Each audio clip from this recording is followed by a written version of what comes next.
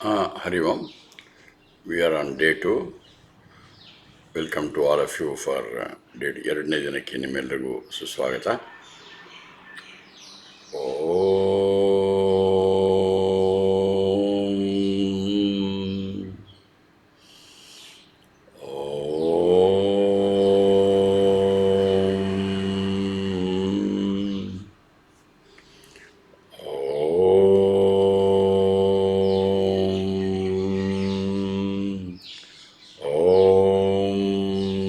सहनावतु सहनौ भुनक्तु सह वीर्यङ्करवावहै तेजस्विनावधीतमस्तु मा विद्विषावहै. ॐ शान्ति शान्ति शान्तिः. ॐ शुक्लाम्बरधरं विष्णुं शशिवर्णं चतुर्भुजं प्रसन्नवदनं ध्यायेत् सर्वविघ्नोपशान्तये. ॐ गुरुब्रह्मा गुरुर्विष्णुः गुरुर्देवो महेश्वरः गुरुः साक्षात् परब्रह्म तस्मै श्रीगुरवे नमः. ಭಗವಾನ್ ರಮಣ ಮಹರ್ಷಿಗಳಿಗೆ ಪೂಜ್ಯ ಗುರುದೇವ ಸ್ವಾಮಿ ಚಿನ್ಮಯಾನಂದರು, ನಮ್ಮ ಪೂಜ್ಯ ಸ್ವಾಮಿ ಬ್ರಹ್ಮಾನಂದರು, ಎಲ್ಲ ಗುರು ಪರಂಪರೆಗೆ ನಮಸ್ಕರಿಸ್ಕ ಭಗವಾನ್ ರಮಣ ಮಹರ್ಷಿಗಳ ಧ್ಯಾನ ಮಾಡುವ. ಓಂ ಶ್ರೀರಮಣಾಯ ನಮಃ. ಅಂತರ್ಯಸ್ಯ ಬಿಹರ್ವಿದೂತತಿಮಿರಂ ಜ್ಯೋತಿರ್ಮಯಂ ಶಾಶ್ವತಂ ಸ್ಥಾನಂ ಪ್ರಾಪ್ಯ ವಿರಾಜತೆ ವಿನಮತಾಂ ಅಜ್ಞಾನಮುನ್ಮೂಲಯನ್ ಪಶ್ಯನ್ ವಿಶ್ವಮಪೀದಮುಲ್ಲಸತಿ ಯೋ ವಿಶ್ವಸ್ಯ ಪಾರೇ ಪರಃ ತಸ್ಮೈ ಶ್ರೀರಮಣಾಯ ಲೋಕಗುರವೇ ಶೋಕಸ್ಯ ಹಂತ್ರೇ ನಮಃ. ನಿನ್ನೆ ಎಲ್ಲ ಪೀಠಿಕೆಯನ್ನು ಮಾಡಿದ್ದು. ಈಗ ಭಗವಾನ್ ರಮಣ ಮಹರ್ಷಿಗಳ ಉಪದೇಶ ಸಾರವನ್ನು ಚರ್ಚೆ ಮಾಡ್ತಾ ಇದ್ದೀವಿ. ಅದರ ಪೀಠಿಕೆಯಾಗಿ ನಿನ್ನೆ 3 ಶ್ಲೋಕವನ್ನು ನೋಡಿದ್ದು. ಅದರಲ್ಲಿ ನಾವು ನೋಡಿದ್ದು ಮೊದಲನೇದಾಗಿ 1, 2ನೇ ಶ್ಲೋಕದಲ್ಲಿ ಕರ್ಮದ ನಿಷ್ಪ್ರಯೋಜಕತೆ, ಅದರಿಂದ ಏನು ಪ್ರಯೋಜನ ಇಲ್ಲ ಅಂತ ನೋಡಿದ್ದು. ಏಕೆಂತಂದರೆ ಆಮೇಲೆ ಜೊತೆಗೆ ಇನ್ನೊಂದು ವಿಶೇಷವಾಗಿ ಏನು ನೋಡಿದ್ವು ಅಂದರೆ, ನಾವು ಮಾಡುವಾಗ ಕರ್ಮ ಮಾಡುವಾಗ ಫಲ ಸಿಗತ್ತೆ, ಆದರೆ ಅಲ್ಲಿ ಹೇಳಿದ್ದು ಕರ್ತುಃ ಆಜ್ಞೆಯ ಅಂದರೆ ಎಲ್ಲ ದೇವ್ರಿಗೆ ಬಿಟ್ಟಿದ್ದು ಅಂತಲ್ಲ. ಅಲ್ಲಿ ನಾವು ಚೆನ್ನಾಗಿ ಅರ್ಥ ಮಾಡ್ಕೊಂಡು ನಾವು ಏನೇನೇ ಕರ್ಮ ಮಾಡಿದರೂ ಅದರ ಫಲ ಬರಬೇಕಂದ್ರೆ 2 ಥರ ಉಂಟು. ನನ್ನ ಹಿಂದಿನ ಕರ್ಮದ ಫಲ ಪ್ರಾರಬ್ಧ ಮತ್ತು ಈಗ ಮಾಡ್ತಾರೋ ಪುರುಷಾರ್ಥ, ಎರಡೂ ಸೇರಿಸಿ ಇದನ್ನೇ ಅವ್ರು ಹೇಳೋದು ಕರ್ತುಃ ಆಜ್ಞೆಯ ಫಲಂ ಪ್ರಾಪ್ಯತೆ ಅಂತ. ಕರ್ಮ ಕಿಂ ಪರಂ ಅಂದರೆ ಇದು ಯಾಕೆ ಇದು ದೊಡ್ಡದಲ್ಲ ಅಂತಂದರೆ, ಇದರಿಂದ ನನಗೆ ಎಷ್ಟೇ ಆದರೂ ಕೂಡ ನನಗೆ ಬೇಕಾಗುವಂಥ ಶಾಂತಿ, ನೆಮ್ಮದಿ, ಆನಂದ ಸಿಗೋದಿಲ್ಲ ಯಾವುದೇ ಕರ್ಮದಿಂದ. ಆತ್ಮಜ್ಞಾನ, ಬ್ರಹ್ಮಜ್ಞಾನ ಸಿಗೋದಿಲ್ಲ. ಯಾಕೆಂದರೆ ಕರ್ಮ ಜಡಂ ಅಂತ ನೋಡಿದ್ದು. ಆಮೇಲೆ ನಂತರ ಇದು ಹೇಳಿದ್ದು ಯಾವ ರೀತಿ ನಮ್ಮ ಪ್ರಯತ್ನದ ನಮಗೆ ಬರೋವಂಥ ಫಲಗಳು, ನಾವು ಮಾಡೋವಂಥ ಪುರುಷಾರ್ಥ ಮತ್ತು ಪ್ರಾರಬ್ಧ ಎರಡು ನಮಗೆ ಈಗ ಏನು ಪ್ರಾರಬ್ಧ ಇದೆ ಅದನ್ನು ಹಿಂದಿನ ಪುರುಷಾರ್ಥ. ಆದ್ದರಿಂದ ನಮಗೆ ಫಲಗಳು ಅದರ ವಿಚಾರವನ್ನು ನೋಡಿದ್ವು. 2ನೇ ಶ್ಲೋಕವನ್ನು ನೋಡಿದ್ವು. ನಾವು ಎಷ್ಟೇ ನಾನು ಮಾಡೋ ಕರ್ಮ ಅಷ್ಟೇ ದೊಡ್ಡದಾದ್ರೂ ಕೂಡ ಮಹಾ ಉದದವು ಆ ಕರ್ಮಗಳ ಇದೆ, ಅದು ನನ್ನ ಪತನಕ್ಕೆ ಕಾರಣವಾಗತ್ತೆ. ಅಂದರೆ ಆಧ್ಯಾತ್ಮದ ದೃಷ್ಟಿಯಿಂದ ಕೆಳಗೆ ಬರ್ತೀವಿ. ಜೊತೆಗೆ ನಮಗೆ ಇದೇನು ಸಿಗತ್ತೆ ಈ ಫಲಗಳು ಕರ್ಮದಿಂದ, ಅದು ಅಶಾಶ್ವತವಾದ ಫಲ, ಅದು ನನ್ನ ಆ ಆಧ್ಯಾತ್ಮದ ಅಡ್ಡೆ ಬರುತ್ತೆ. ಈ ಕರ್ಮಗಳ ವಿಚಾರವನ್ನು ಭಾಳ ಸ್ಪಷ್ಟವಾಗಿ ತಿಳ್ಕೊಂಡಿದ್ವು. ಕಾಯಿಕ, ವಾಚಿಕ, ಮಾನಸಿಕ ಎಲ್ಲ ಕ್ಷೇತ್ರಗಳ ಕರ್ಮಗಳು ಅಶಾಶ್ವತ. ಕರ್ಮ ಹಾಗಿದ್ದರೆ ಪ್ರಯೋಜನವಿಲ್ಲ ಅಂತ ನೋಡಿದ್ವು. ಹಾಗಿದ್ದರೆ ಏನು ಮಾಡಬೇಕು? ಕರ್ಮ ಮಾಡಬೇಡವಾ? ಮಾಡದೇ ಇರೋಕ್ಕಾಗೋದೇ ಇಲ್ಲ. ಹಾಗಿದ್ರೆ ಏನು ಮಾಡಬೇಕು? ಮಾಡೋ ಕರ್ಮಗಳನ್ನು ಕರ್ಮಯೋಗವನ್ನು ಆಗಿ ಮಾಡಬೇಕು ಅಂತ ತಿಳ್ಕೊಂಡು ನಾವು ಎಲ್ಲ ಬಂದಿರೋರು ಮಾಡ್ತಾನೇ ಇದ್ದೀವಿ. ನಾವು ಮಾಡೋ ಕರ್ಮಗಳನ್ನು ಏನೇ ಕರ್ಮಗಳನ್ನು ಮಾಡಿದ್ರು, ಮನೆ ಕೆಲಸ ಇರ್ಬೋದು, ಕಚೇರಿ ಕೆಲಸ ಇರ್ಬೋದು, ಸಮಾಜದ ಕೆಲಸ ಇರ್ಬೋದು, ಸಂಸ್ಥೆ ಕೆಲಸ ಇರ್ಬೋದು, ರಾಜ್ಯ ರಾಷ್ಟ್ರ ಪ್ರಪಂಚದ ಏನೇ ಕೆಲಸಗಳನ್ನು ನಾನು ಮಾಡ್ತಾಯಿದ್ದರೂ ಅದನ್ನು ಒಂದು ಮಾಡಬೇಕು, ಈಶ್ವರನಿಗೆ ಅರ್ಪಣೆ ಮಾಡಿ, ಭಗವಂತನಿಗೆ ಸಮರ್ಪಣೆ ಮಾಡಿ, ಆ ಮನೋಭಾವದಿಂದ ನಾವೇನೇನು ಕೆಲಸ ಮಾಡ್ತೀವೋ ಆವಾಗ ಏನಾಗುತ್ತೆ ಅಂದರೆ ನನ್ನ ಚಿತ್ತ, ಯಾಕೆಂದ್ರೆ ನನಗೇನು ಫಲಗಳಿಲ್ಲ, ಆದರೆ ಒಂದು ಹಾಗೆ ಆಗತ್ತೆ, ನನ್ನ ಮನಸ್ಸು ಶಾಂತವಾಗತ್ತೆ, ನೆಮ್ಮದಿ ಇರುತ್ತೆ, ಚಿತ್ತ ಶುದ್ಧಿ ಆಗತ್ತೆ, ಚಿತ್ತ ವಿಶಾಲವಾಗುತ್ತೆ, ಚಿತ್ತ ಏಕಾಗ್ರತೆ ಆಗುತ್ತೆ.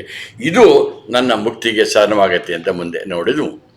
ಆಮೇಲೆ ಮೂರನೇ ಅದಾದಮೇಲೆ ಈ 4ನೇ ಮಂತ್ರವನ್ನು 4ನೇ ಶ್ಲೋಕವನ್ನು ನೆನೆ ಪ್ರಾರಂಭ ಮಾಡಿದ್ವು. ಹೇಳುವ ಮಟ್ಟಿಗೆ ಕಾಯವಾಕ್ಮನ ಕಾರ್ಯಮುತ್ತಮಂ ಪೂಜನಂ ಜಪ ಚಿಂತನಂ ಕ್ರಮಾತ್. ಇವತ್ತು 4ರಿಂದ 10ನೇ ಶ್ಲೋಕದವರೆಗೂ ನೋಡ್ತಾ ಇದ್ದೀವಿ. 4ನೇ ಮಂತ್ರದಿಂದ 4ನೇ ಶ್ಲೋಕದಿಂದ 10ನೇ ಶ್ಲೋಕ. ಇದರಲ್ಲಿ ನಾವು ಏನು ನೋಡ್ತಾ ಇದ್ದೀವಿ ಅಂತಂತಂದರೆ, ಇದರಲ್ಲಿ 3 ವಿಚಾರಗಳುಂಟು. ನೆನ್ನೆ ಕರ್ಮಯೋಗದ ಬಗ್ಗೆ ಆಯಿತು. ಈಗ 3 ವಿಚಾರಗಳಿದೆ ಇವತ್ತಿನ ಚರ್ಚೆಯಲ್ಲಿ. ಒಂದು ಪೂಜೆ, ಜಪ, ಚಿಂತನೆ. ಯಾವ ರೀತಿ ಮಾಡಬೇಕು, ಅದರ ಪರಿಣಾಮಗಳೇನು, ಅದರ ವಿಚಾರವಾಗಿ ನಾವು ಬರೀ ತಿಳ್ಕೊಳ್ಳೋದಲ್ಲ, ಇಲ್ಲಿ ಅದನ್ನು ಅನುಷ್ಠಾನ ಮಾಡ್ತೀವಿ ಅಂತ ನೆನ್ನೆ ಹೇಳಿದ್ದೆ. ಇದನ್ನು ಅನುಷ್ಠಾನ ಮಾಡುವ. ಈ 4 ಮತ್ತು 5ರಲ್ಲಿ ಪೂಜೆಯ ಬಗ್ಗೆ ಹೇಳಿದೆ, ಇಲ್ಲಿ ಮಾಡುವ ಪೂಜೆ. ಆಮೇಲೆ 6ನೇ ಮಂತ್ರದಲ್ಲಿ 6ನೇ ಶ್ಲೋಕದಲ್ಲಿ ಜಪದ ಬಗ್ಗೆ ಹೇಳಿದೆ. ಇಲ್ಲೇ ನಾವು ಪೌರಾಣಿಕ ಜಪ ಮತ್ತು ವೈದಿಕ ಜಪವನ್ನು ಇಲ್ಲೇ ಮಾಡುವ. ಜಪಮಾಲೆಯನ್ನು ತಂದಿದ್ದೀರ ನೀವು. 7, 8, 9ರಲ್ಲಿ 3ನೇದು ಚಿಂತನೆ, ಅದರ ಬಗ್ಗೆ ನೋಡುವ. ಇಲ್ಲಿ ಹೇಳ್ತಾರೆ, ಕಾಯ ದೇಹದಿಂದ ಮಾಡೋದು, ವಾಕ್ ಮಾತಿನಲ್ಲಿ ಹೇಳೋದು, ಮನಸ್ಸಿನಲ್ಲಿ ಮಾಡೋ ಕಾರ್ಯಗಳೇನಿದೆ ಅದರಲ್ಲಿ ಪೂಜೆ, ಜಪ, ಚಿಂತನೆ, ಇದು ಕ್ರಮಾತ್ ಉತ್ತಮಂ ಅಂತ.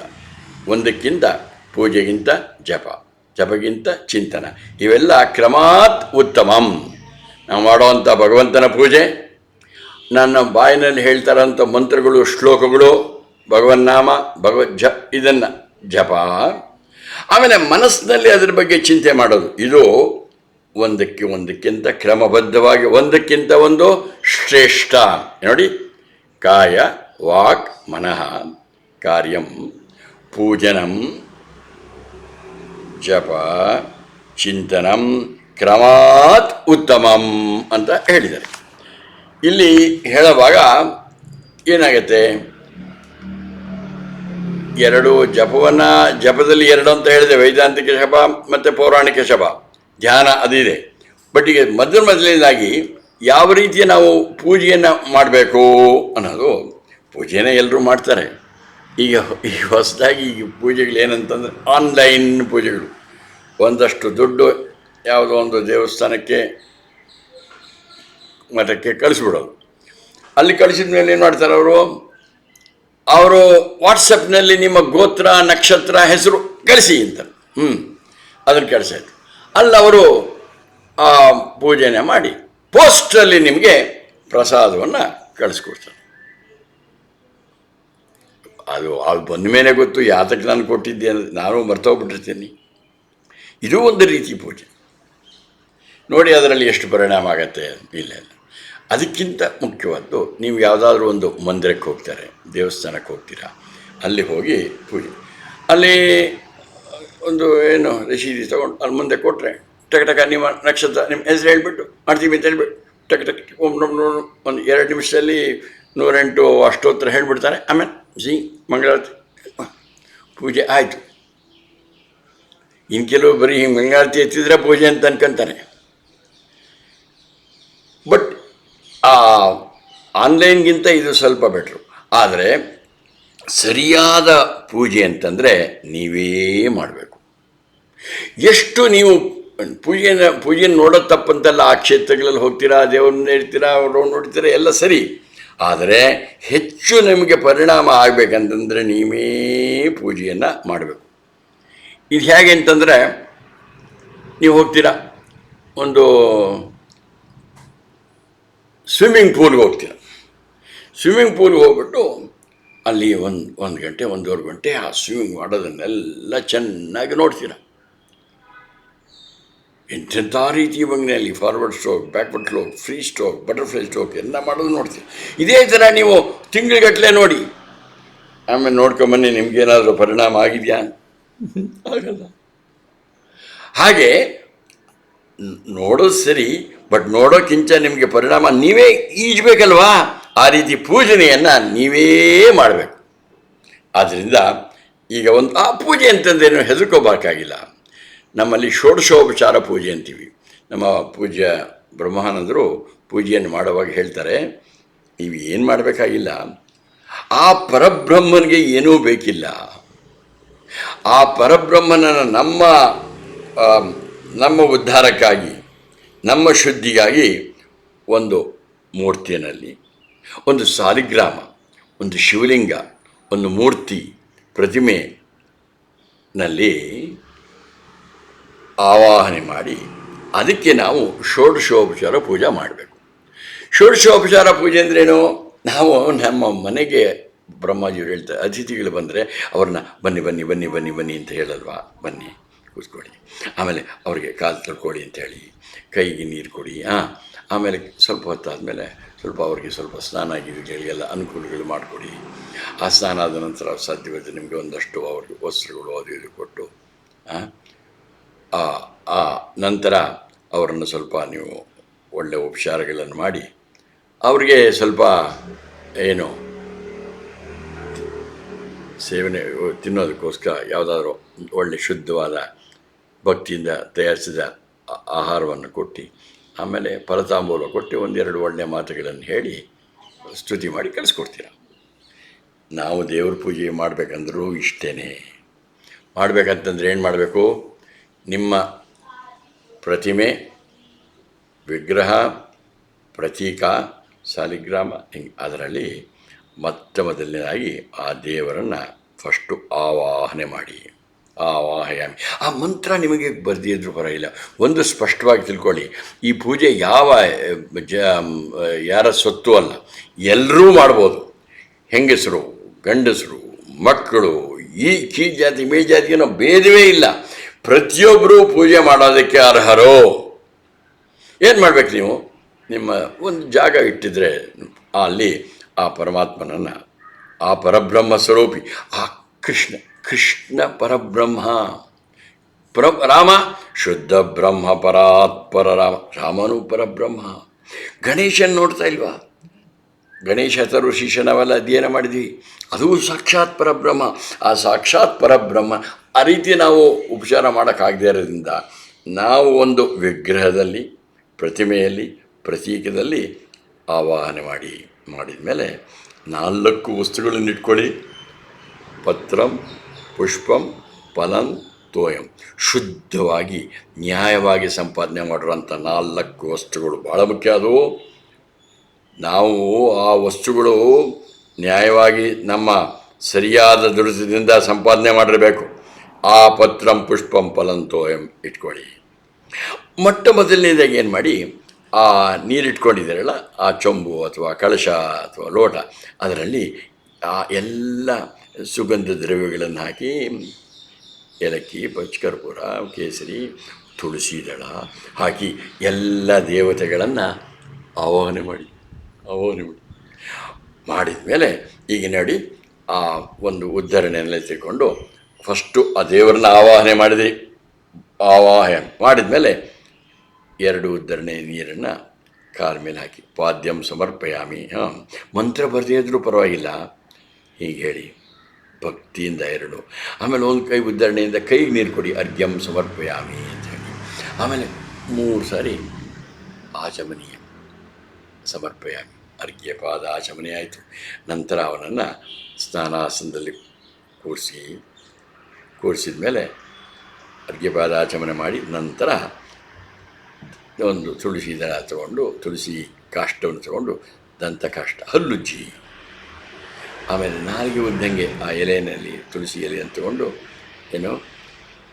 ಜಿಹ್ವಾ ನಿರ್ಲೇಹನಂ, ನಾಲಿಗೆಯನ್ನು, ಆಮೇಲೆ ಬಾಯಿ ಮುಕ್ಕಳಿಸಿ ಗಂಡೂಷಂ ಮುಖ ಪ್ರಾಕ್ಷಾಳನಂ, ಮುಖವನ್ನು ತೊಳಿರಿ, ಕೈಯನ್ನು ತೊಳಿರಿ, ಆಮೇಲೆ ನಿಮಗೆ ಗೊತ್ತಿದ್ದರೆ ವೇದ ಮಂತ್ರಗಳ ಸಮೇತ ಪುರುಷೋಕ್ತ ಶ್ರೀಸೂಕ್ತ ನಾರಾಯಣ ಸೂಕ್ತ ಸಮೇತ ಅವರಿಗೆ ಅಭಿಷೇಕ ಮಾಡಿ ನೀರಿನಲ್ಲಿ ಅಭಿಷೇಕ ಮಾಡಿದ ಮೇಲೆ ಮತ್ತೆ ಚೆನ್ನಾಗಿ ಬಟ್ಟೆನಲ್ಲಿ ಒರೆಸಿ ಅವರಿಗೆ ಒಂದು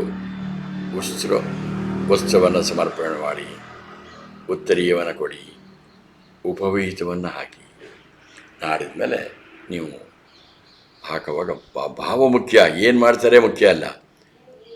ಚಂದನ, ಅರಿಶಿಣ, ಕುಂಕುಮ, ಒಂದು ಪತ್ರವನ್ನು ಹಾಕಿ, ಪತ್ರಂ ಸಮರ್ಪಯಾಮಿ, ಪುಷ್ಪಂ ಸಮರ್ಪಯಾಮಿ ಹಾಕಿ ಅಲಂಕಾರ ಮಾಡಿ, ಅಲಂಕಾರಾಸನಂ ಸಮರ್ಪಯಾಮಿ. ಆಮೇಲೆ ಧೂಪವನ್ನು ಹಾಕಿ,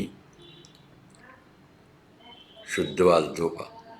ಆಮೇಲೆ ದೀಪವನ್ನು ಅವನೇ ಎಲ್ಲ ದೀಪಕ್ಕೂ ಬೆಳಕು ಕೊಡೋನು. ಆದರೂ ನಮ್ಮ ಒಡತಿಗೆ ಸ್ವಲ್ಪ ದೀಪಂ ಸಮರ್ಪಯಾಮಿ, ಅವನಿಗೆ ನಾವು ಹಾಕೋದು, ಅವನೇ ಎಲ್ಲ ದೀಪಕ್ಕೆ ಬೆಳಕೊಡೋ ಅಂಥದ್ದು. ದೀಪಂ ಸಮರ್ಪಯಾಮಿ ಎಲ್ಲ ಉಪಚಾರವನ್ನು ಮಾಡಿ ಅಷ್ಟೋತ್ತರಗಳ ಅಥವಾ ಸಹಸ್ರನಾಮ ಅಥವಾ ದ್ವಾದಶನಾಮ ಎಷ್ಟು ಹೇಳ್ತೀರ ಮುಖ್ಯ ಅಲ್ಲ, ಯಾವ ಭಾವದಿಂದ ಹೇಳ್ತೀರಾ ಹೇಳಿ. ನಂತರ ಸ್ನಾನ ಭೋಜ್ಯಾಸನವನ್ನು ಕೊಡಿ, ಶುದ್ಧವಾಗಿ ನೀವು ಸಿದ್ಧ ಮಾಡಿರುವಂಥದ್ದು. ಸತ್ಯವಿದ್ದರೆ ನೈವೇದ್ಯ, ಇಲ್ಲದೆ ಹೋದರೆ ಹಣ್ಣು ಅಥವಾ ತೆಂಗಿನಕಾಯಿ ಅದನ್ನು ಪವಿತ್ರ ಮಾಡಿ ನಾವೇನು ಮಾಡ್ತೀವಿ, ನಾವು ಮಾಡುವಾಗ ಏನು ಮಾಡ್ತೀವಿ, ಪರಿಶಂಚನೆಯಿಂದಾಗ ಪ್ರೋಕ್ಷಣೆ ಮಾಡಿ ಸತ್ಯಂತತ್ವೇನ ಪರಿಶಿಂಚಾಮಿ ಅಮೃತಮಸ್ತು ಅಮೃತೋಪಸ್ತರಣವಹಿಸಿ ಸ್ವಹ. ನಾವು ಹೇಳ್ತೀವಿ ಪ್ರಾಣಾಯ ಸ್ವಹ, ಅಪಾನಾಯ ಸ್ವಹ, ವ್ಯಾನಾಯ ಸ್ವಹ, ಸಮಾನಾಯ ಉದಾನ ಸ್ವಹ ಅಂದಂಗೆ ಅವರಿಗೆ ನೈವೇದ್ಯವನ್ನು ಸಮರ್ಪಣೆ ಮಾಡಿ ಪಂಚ ಪ್ರಾಣಗಳಿಗೆ ಪ್ರಾಣ, ಅಪಾನ, ವ್ಯಾನ, ಸಮಾನ, ಉದಾನ. ನಂತರ ಮತ್ತೆ ಮಂತ್ರಾಸನದಲ್ಲಿ ಕೂರಿಸಿ ಅವರಿಗೆ ಆ ಫಲತಾಂಬೂಲವನ್ನು ಸಮರ್ಪಣೆ ಮಾಡಿ ಭಕ್ತಿಯಿಂದ ಕೊಡಿ. ಆನಂತರ ಏನು ಮಾಡಿ, ನೀರು ಕೊಡಿ, ಪಾನೀಯಂ ಸಮರ್ಪಯಾಮಿ, ಕೈ ತೊಳಿರಿ, ಶುದ್ಧೋದಕಂ, ತಾಂಬೂಲವನ್ನು ಕೊಟ್ರಿ. ಆಮೇಲೆ ಮಂಗಳಾರತಿ ಮಾಡಿ. ನ ತತ್ರ ಸೂರ್ಯೋ ಭಾತಿ ನ ಚಂದ್ರಕಾರಕಂ ನೇಮ ವಿದ್ಯುತೋ ಭಾಂತಿ ಮತೋಯಮಗ್ನಿ ಹೇಳಿ. ಅದು ಅರ್ಥಪೂರ್ಣವಾಗಿದೆ, ಎಲ್ಲವನ್ನೂ ಅವನೇ ಮಾಡ್ತಾ ಇರೋದು ಹೇಳಿ. ಆಮೇಲೆ ಸಾಧ್ಯವಿದ್ದರೆ ನಿಮಗೆ ಕೆಲವು ವೇದಕ ಮಂತ್ರಗಳು ಬೇರೆ ಮಂತ್ರಗಳಿಂದ ಗೊತ್ತಿ ದೇವರಿಗೆ ಭಕ್ತಿಯಿಂದ ಹಾಡು ಹೇಳಿ, ಡ್ಯಾನ್ಸ್ ಮಾಡಿ, ನೃತ್ಯ ಗಾನಂ ಸಮರ್ಪಯಾಮಿ, ನೃತ್ಯಂ ಸಮರ್ಪಯಾಮಿ. ಕೆಲವು ಕಡೆ ಕೆಲವು ಸಂಪ್ರದಾಯದಲ್ಲಿ ಅವರು ಇಸ್ಕಾನ್ನಲ್ಲಿ ನೃತ್ಯ ಚೆನ್ನಾಗಿ ಮಾಡ್ತಾರೆ, ತಪ್ಪಿಲ್ಲ. ಮಾಡೋದು ಏನಂತಂದರೆ ಆ ಭಗವಂತಗೋಸ್ಕರ. ಆಮೇಲೆ ನಿಧಾನವಾಗಿ ಅವನನ್ನು ತೊಟ್ಲಲ್ಲಿ ಕೂಡಿಸಿ ನಿಧಾನವಾಗಿ ಶಯನ ಮಾಡಿಸಿ ಮಲಗಿಸಿ ಸಂಪೂರ್ಣವಾಗಿ ಪ್ರಣಾಮ ಮಾಡಿ ಬನ್ನಿ. ಇದು ನೀವು ನೋಡಿ, ಇವತ್ತಿಂದ ಈಗಾಗಲೇ ನೀವು ಮಾಡ್ತಾಯಿದ್ದೀರ ನಮ್ಮ ಆದರೆ ಯಾರು ಮಾಡ್ತಾ ಇಲ್ವೋ ಅವರು ಇವತ್ತಿನಿಂದ ಪ್ರತಿದಿನ ಬೆಳಿಗ್ಗೆ ಮಾಡಿ, ಸ್ವಲ್ಪ ಹೊತ್ತು, ಬೇಕಾದ 4 ವಸ್ತು. ಅದು ಅಕಸ್ಮಾತ್ ಅದೂ ಇಲ್ವಾ, ಪತ್ರಂ ಪುಷ್ಪಂ ಫಲಂ ತೋಯಂ ಯೋ ಮೇ ಭಕ್ತ್ಯಾ ಪ್ರಯಚ್ಛತಿ ತದ್ಭಕ್ತು ಅಪಹೃತಂ ಅಶ್ನಾಮಿ ಪ್ರಯದಾತ್ಮನ.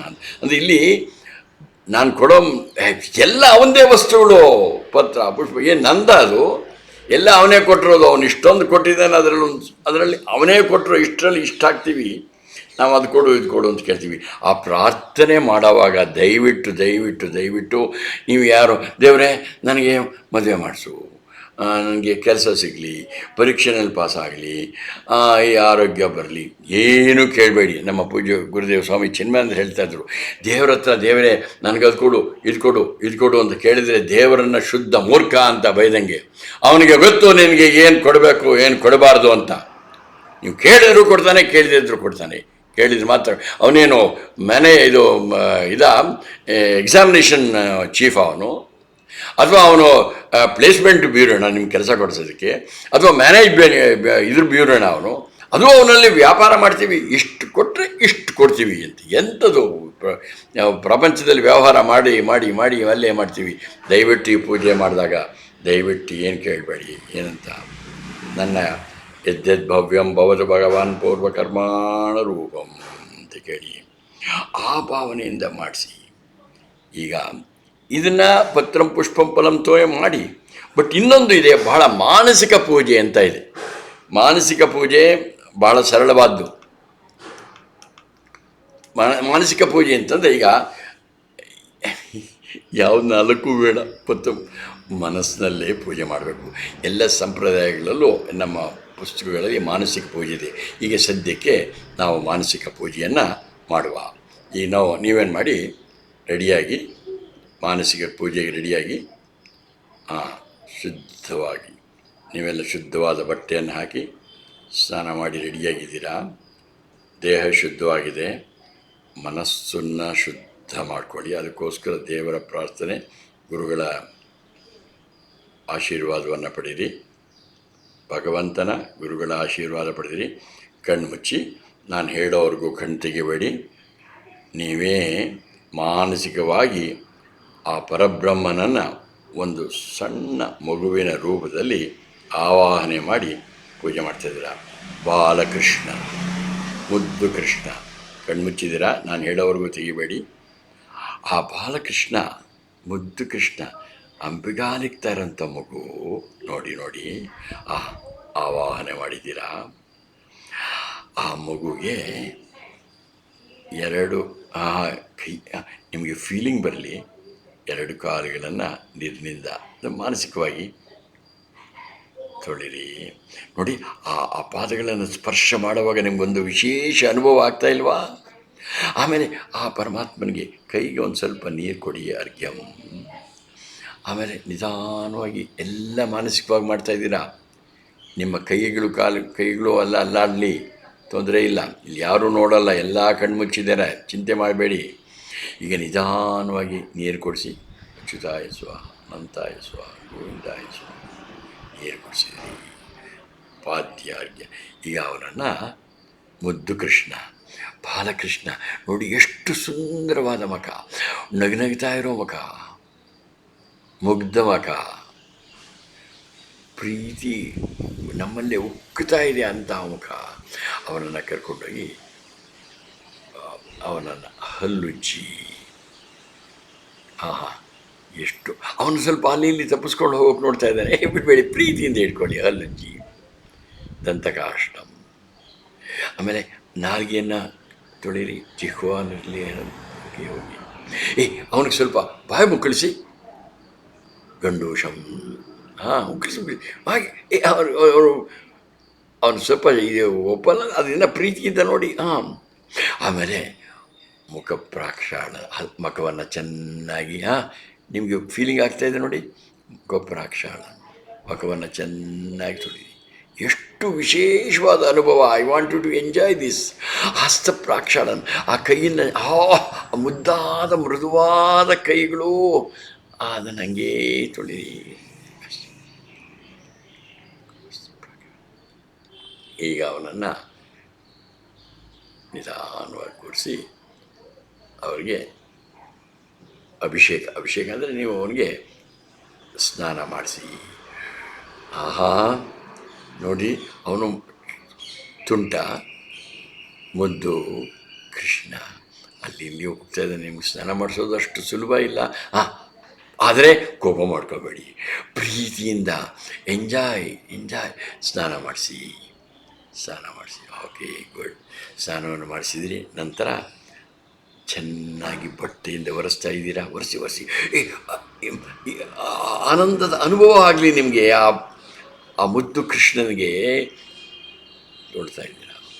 ಆಮೇಲೆ ಅವನಿಗೆ ಒಂದು ಬಟ್ಟೆ ಹಾಕಿ, ಆಮೇಲೆ ನಮ್ಮಲ್ಲಿತ್ತಲ್ಲ ಸಾಂಬ್ರಾಣಿ, ಅದನ್ನು ಇದರಲ್ಲಿ ಇದ್ರ ಮೇಲೆ ಹಾಕಿ, ಅದ್ರ ಮೇಲೆ ಒಂದು ಮಡಿಕೆ, ಇದನ್ನು ಒಂದು ಸಣ್ಣದೊಂದು ಇದು ಹಾಕಿ, ಮಂಕ್ರಿ ಅಂತಾರೆ, ಅದರ ಮೇಲೆ ಹೊಗೆ ಬರ್ತಾಯಿದೆ. ಆ ಎರಡು ಕೈಯಿಂದ ಆ ಕೃಷ್ಣನನ್ನು ಹಿಡ್ಕೊಂಡು ಆ ಧೂಪವನ್ನು ಹಾಕಿ, ಎರಡು ಕೈ ಎಷ್ಟು ಇಂಥ ಧೂಪಂ. ಆಮೇಲೆ ಕೂರಿಸಿ ಅಲಂಕಾರ ಮಾಡಿ, ಒಳ್ಳೆ ಬಟ್ಟೆಗಳು, ನವಿಲುಗರಿ ಹಾಕಿ, ಹಣೆಗೆ ತಿಲಕವನ್ನು ಇಡಿ, ಆಭರಣಗಳನ್ನೆಲ್ಲ ಹಾಕಿ, ತುಳಸಿ ಹಾರವನ್ನು ಹಾಕಿ, ಹೂವಿನ ಹಾರ, ಒಂದೊಂದು ಮಾಡುವಾಗಲೂ ನಿಮಗೆ ಅನುಭವ ಬರಬೇಕು, ಅದು ಮುಖ್ಯ. ಇದು ಮಾಡೋ ಕೆಲಸ ಎಲ್ಲ ಕೈಗಳೆಲ್ಲ ಅಲ್ಲಾಡ್ತಾಯಿವೆ, ಮಾಡ್ತಾಯಿದ್ದೀವಿ, ನೀವೇ ಮಾಡ್ತಾಯಿದ್ದೀರಾ. ಅಲಂಕಾರವನ್ನೆಲ್ಲ ಮಾಡಿದ ಮೇಲೆ ಒಂದೆರಡು ಅಷ್ಟೋತ್ತರಗಳನ್ನು ಅಥವಾ ಸಹಸ್ರನಾಮ ಅಥವಾ ದ್ವಾದಶನಾಮವನ್ನು ಹೇಳಿ, ಓಂ ಶ್ರೀಕೃಷ್ಣಾಯ ನಮಃ, ಕಮಲಾನಾಥಾಯ ನಮಃ, ಸನಾತನಾಯ ನಮಃ, ವಾಸುದೇವ ಹೇಳಿ ಮಾಡಿದ ಮೇಲೆ ನಂತರ ಅವನನ್ನು ಊಟಕ್ಕೆ ಕರ್ಕೊಂಬನ್ನಿ. ಧೂಪ ದೀಪ ಅಷ್ಟೋತ್ತರ ಆಯಿತು, ಅವನನ್ನು ಊಟಕ್ಕೆ ಚೆನ್ನಾಗಿ ಶುದ್ಧವಾಗಿ ಮಾಡಿದ್ದೀರಾ. ಬೆಣ್ಣೆ ಇದೆ, ಮೊಸರು, ಅವಲಕ್ಕಿ, ಬೇರೆ ಕೃಷ್ಣನಿಗೆ ಪ್ರಿಯವಾದ್ದೆಲ್ಲ ಇದೆ. ಅವನಿಗೆ ನಿಧಾನವಾಗಿ ಅವನಿಗೆ ಪ್ರೀತಿಯಿಂದ ತಿನ್ನಿಸಿ, ಪ್ರೀತಿ ಅವನ ತುಂಟಾಟ ಮಾಡಿದಲ್ಲೆಲ್ಲ ನಿಮಗೆ ಭಕ್ತಿ ಜಾಸ್ತಿ ಆಗಲಿ, ಪ್ರೀತಿಯಿಂದ ಕರ್ಕೊಂಬನ್ನಿ. ನೋಡಿ, ನೀವು ಹಾಕೋವಾಗ ಬೆಣ್ಣೆ ತಿನ್ನಿಸೋವಾಗ ಅವನ ಮಖವೆಲ್ಲ ಬೆಣ್ಣೆ ಆಗ್ತಾಯಿದೆ. ಆ ಮೊಸರನ್ನ ಅವಲಕ್ಕಿ ಪ್ರೀತಿಯಿಂದ ತಿನ್ನಿಸಿ, ಎಷ್ಟು ಆನಂದವಾಗ್ತಾಯಿದೆ. ಆನಂತರ ಆ ಬಾಯಿನೆಲ್ಲ ನೀರಿನಲ್ಲಿ ಮೆದುವಾಗಿ ಒರೆಸಿ ಅವನಿಗೆ ಸ್ವಲ್ಪ ನೀರು ಕೊಡಿಸಿ, ಪಾನೀಯಂ ಸಮರ್ಪಯಾಮಿ, ಶುದ್ಧೋದಕಂ ಸಮರ್ಪಯವೆಲ್ಲ ಒರೆಸಿ ನಂತರ ಅವನಿಗೆ ಫಲತಾಂಬೂಲಗಳನ್ನು ಕೊಡಿ. ಪ್ರೀತಿ ಇಷ್ಟ ಅವನಿಗೆ ಇಷ್ಟವಾದ ಹಣ್ಣುಗಳು ಕೊಡಿ, ಸಾಧ್ಯವಿದ್ದರೆ ನಾರಿಕೇಲ ಕೊಡಿ. ಆಮೇಲೆ ಒಂದು ಮಂಗಳಾರತಿ ಮಾಡಿ, ತತ್ರ ಸೂರ್ಯೋ ವಾದಿನ ಚಂದ್ರಕಲ್ಪ. ಆಮೇಲೆ ನಿಮಗೆ ಅವನಿಗೆ ಪ್ರಿಯವಾದ ಕೆಲವು ಹಾಡುಗಳನ್ನು ಹೇಳಿ, ವೇದಮಂತ್ರಗಳನ್ನು ಹೇಳಿ ಎಲ್ಲವನ್ನ ನೋಡ್ತಾನೆ. ಅನಂತರ ನಿಧಾನವಾಗಿ ಅವನ್ನ ಉಯ್ಯಾಲೆಯಲ್ಲಿ ಕೂರಿಸಿ ತೊಟ್ಲಲ್ಲಿ ಮಲಗಿಸಿ ನಿಧಾನವಾಗಿ ತೂಗಿ ನೋಡ್ತಾಯಿರಿ. ಆ ಕೃಷ್ಣನ ನೋಡಿ, ಸಾಕ್ಷಾತ್ ಪರಬ್ರಹ್ಮ ನನ್ನ ಕೃಷ್ಣನ ರೂಪದಲ್ಲಿ ನೀವು ನಿಜವಾಗೂ ಮಾಡ್ತಾಯಿದ್ದೀರಾ. ಜೋ ಜೋ ಶ್ರೀಕೃಷ್ಣ ಪರಮಾನಂದ, ಜೋ ಜೋ ಶ್ರೀಕೃಷ್ಣ ಪರಮಾನಂದ,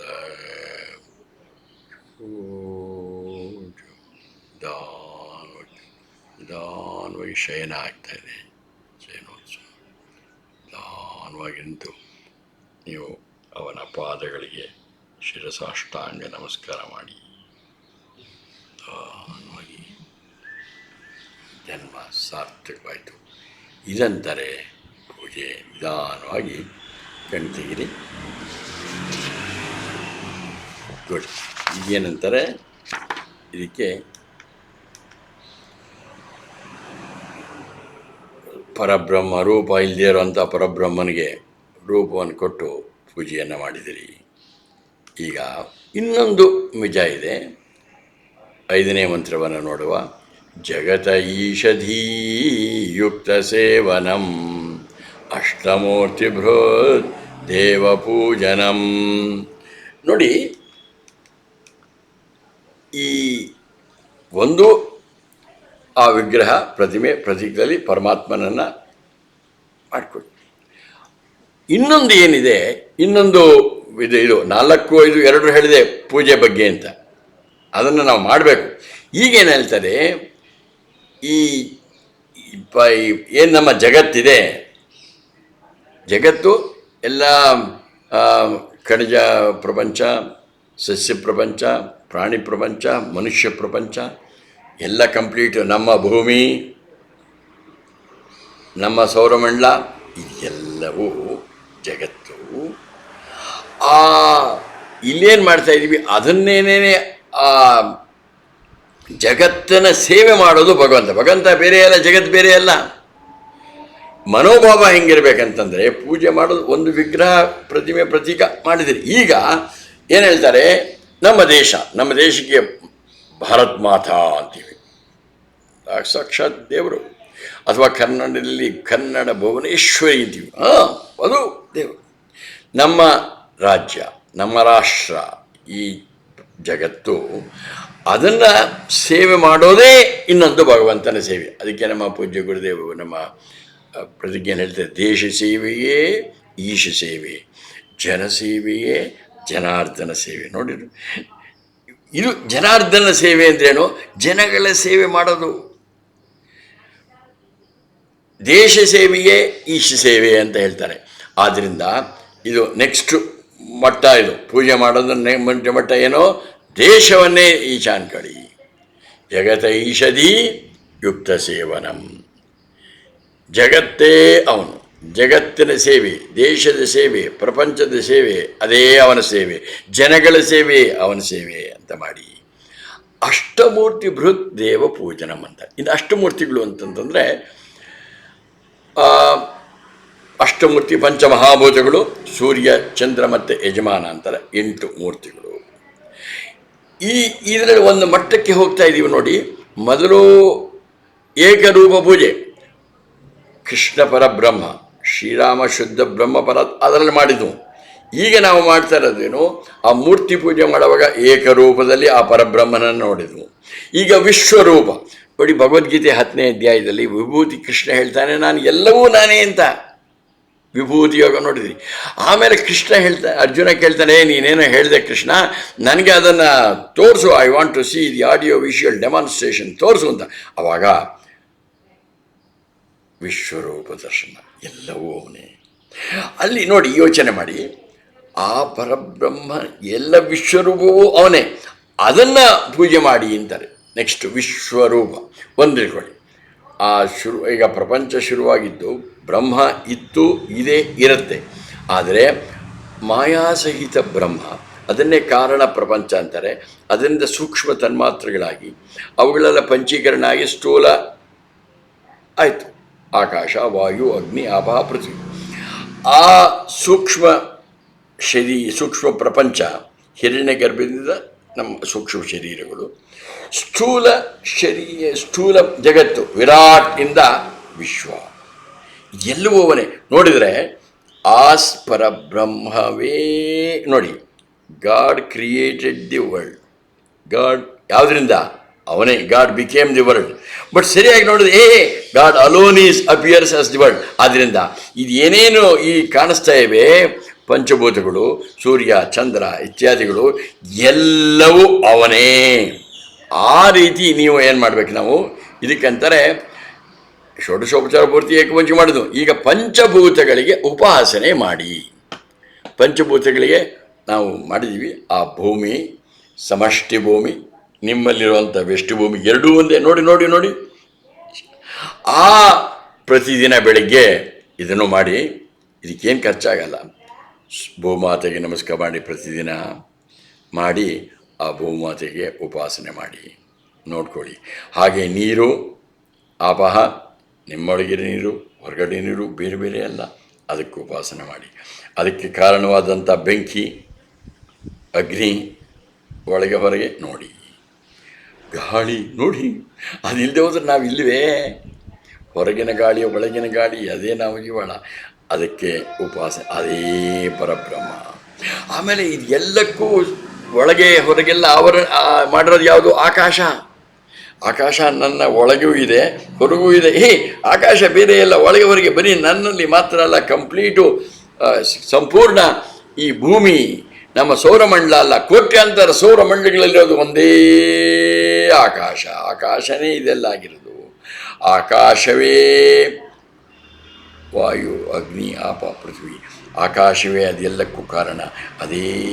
ಅದನ್ನು ಉಪಾಸನೆ ಮಾಡಿ. ಒಂದೇ ಆಕಾಶ,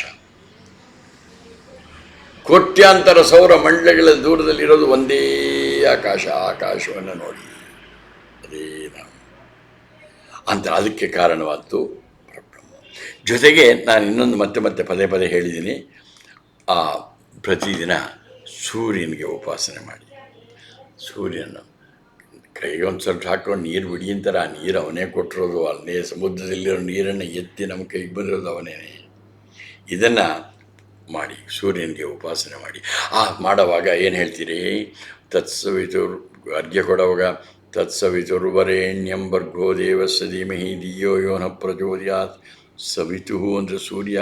ಆದರೆ ಆ ಸೂರ್ಯ ಅಂತಲ್ಲ, ಆ ಸೂರ್ಯನನ್ನು ನೋಡುವಾಗ ಆ ಸೂರ್ಯನಿಗೂ ಆ ಶಕ್ತಿ, ಅವನಿಗೂ ಕಾರಣವಾದಂಥ ಪರಬ್ರಹ್ಮನನ್ನು ನೋಡಿಕೊಂಡು ಸೂರ್ಯನ ಉಪಾಸನೆ ಮಾಡಿ, ನಮಸ್ಕಾರ ಮಾಡಿ. ಇದಕ್ಕಂತಾರೆ ಎರಡನೇದು ಜಗತ ಈಶದಿ ಯುಕ್ತ ಸೇವನಂ ಅಷ್ಟಮೂರ್ತಿ ಬೃಹದ್ದೇವ ಪೂಜನಂ. ದೇಶ ಸೇವೆಯೇ ಈಶ ಸೇವೆ, ಜನಸೇವೆಯೇ ಜನಾರ್ದನ ಸೇವೆ, ಪಂಚಭೂತಗಳ ಈಗ ಉಪಾಸನೆ ಒಂದು ಸ್ಟೇಜ್ ಮೇಲೆ, ಆ ಪಂಚಭೂತಗಳ ಉಪಾಸನೆ, ಸೂರ್ಯೋಪಾಸನೆ, ಎಲ್ಲ ಕಡೆ ಊರ್ಧ್ವಾಯ ನಮ, ಅದರಾಯ ನಮ, ಅಂತರಿಕ್ಷಾಯ ನಮ, ಭೂಮಿಯ ನಮ, ಎಲ್ಲ ಕಡೆ ಇರೋ. ಅದಕ್ಕೆ ಹೇಳ್ತಾರೆ ಸಂಧ್ಯಾ ವಂದನೆ ಭಾಳ ಶ್ರೇಷ್ಠವಾದ್ದು. ಅದಕ್ಕೇನು ತುಂಬ ಭಯಂಕರವಾಗಿ ಏನು ಮಾಡಬೇಕಿಲ್ಲ, ಎಲ್ಲಕ್ಕೂ ಮಾಡಿ. ನಿಮ್ಮ ಇರುವೆ ಆಯಿತು. ಈಗ 2 ಪೂಜೆ ಆಯಿತು. ಈಗ ಜಪಕ್ಕೆ ಬರುವ ಶ್ಲೋಕ 6. ಉತ್ತಮಸ್ತವಾತ್ ಉಚ್ಚಮಂದತಃ ಚಿತ್ತಜಂ ಜಪ ಧ್ಯಾನಮುತ್ತಮಂ. ಅಂದರೆ ಈ ಮಂತ್ರಗಳನ್ನು ಹೇಳುವಾಗ ಒಂದೊಂದ್ಸರಿ ಜೋರಾಗಿ ಹೇಳ್ತೇನೆ. ಉತ್ತಮಸ್ತವ, ಅದಕ್ಕಿಂತ ಇನ್ನೂ ಸ್ವಲ್ಪ ಒಳ್ಳೆಯದಂದರೆ ಮೆತ್ತಿಗೆ ಹೇಳಿ, ನಿಧಾನವಾಗಿ. ಅದಕ್ಕಿಂತ ಹೆಚ್ಚು ಅಂತಂತಂದರೆ ಏನು ಮಾಡಬೇಕು, ಮನಸ್ಸಿನಲ್ಲಿ ಹೇಳಬೇಕು. ಉತ್ತಮಸ್ತವಾತ್ ಉಚ್ಚಮಂದತಃ ಚಿತ್ತದಂ ಜಪಂ ಧ್ಯಾನಂ ಉತ್ತಮಂ. ಮಂತ್ರಗಳನ್ನು ಹೇಳುವಾಗ ಈ ಎಲ್ಲರೂ ಹೇಳ್ತಾರೆ, ಮಂತ್ರಗಳು ಹೇಳ್ತಾರೆ, ವೇದಿಕ ಮಂತ್ರಗಳು ಜೋರಾಗಿ ಹೇಳುವಾಗ ಆ ವೈಬ್ರೇಷನ್ಸ್ ಏನಿದೆ ಅದು ಎಲ್ಲರ ಮೇಲೆ ಪರಿಣಾಮ ಮಾಡುತ್ತೆ. ಮಾಡಲಿ, ಕವನಗಳಿರ್ಬೋದು, ಏನೋ ಶ್ರೀ ವೈಷ್ಣವ ಸಂಪ್ರದಾಯದಲ್ಲಿ ಹೇಳುವಂಥ ತಿರುಪ್ಪಾವೆ ಇರ್ಬೋದು, ಬೇರೆ ಬೇರೆ ದಿವ್ಯ ಪ್ರಬಂಧಗಳು ಅಂತಾರೆ, ಆಳ್ವಾರುಗಳು ಮಾಡೋದು, ಎಲ್ಲವನ್ನು ಸ್ತೋತ್ರಗಳನ್ನು, ವೇದಿಕ ಮಂತ್ರಗಳನ್ನು ಹೇಳಿ, ಪೌರಾಣಿಕ ಮಂತ್ರಗಳನ್ನು ಹೇಳಿ. ಆದರೆ ಅದನ್ನು ಹೇಳುವಾಗ ಜೋರಾಗಿ ಹೇಳಿ ಪರವಾಗಿಲ್ಲ, ಮೆತ್ತಿಗೆ ಹೇಳಿ ಇನ್ನೂ ಸ್ವಲ್ಪ ಒಳ್ಳೆಯದು.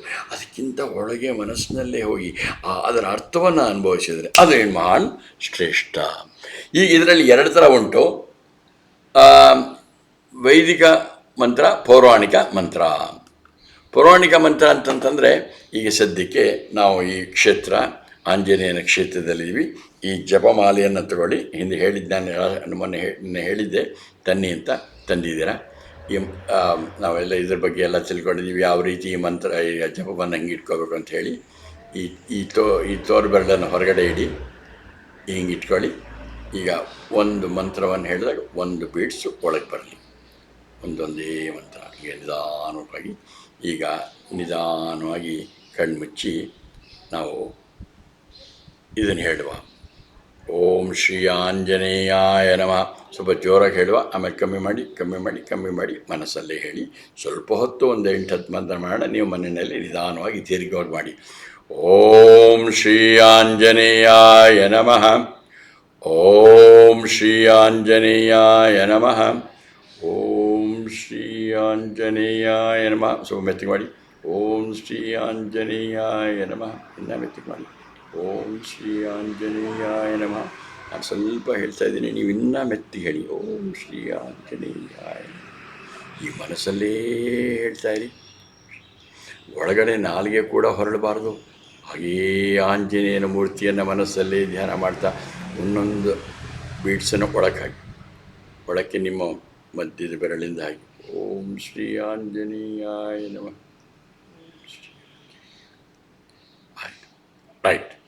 ರೈಟ್ ಈ ರೀತಿ ನೀವು ಮುಂದಕ್ಕೆ ಮಾಡ್ಕೊಳ್ಳಿ. ಇದು ಪೌರಾಣಿಕ ಜಪ. ಇನ್ನೊಂದು ನಮ್ಮಲ್ಲಿ ಆ ಗಾಯತ್ರಿ ಜಪ ಉಂಟು. ವೈದಿಕ ಮಂತ್ರದ ಜಪದಲ್ಲಿ ಗಾಯತ್ರಿ. ಈಗ ಅದನ್ನು ಹೇಳ್ಕೊಡ್ತೀನಿ, ಹೇಳಿ. ಓಂ ತತ್ಸವಿತುರ್ವರೆಣ್ಯಂ ಹೇಳಿ.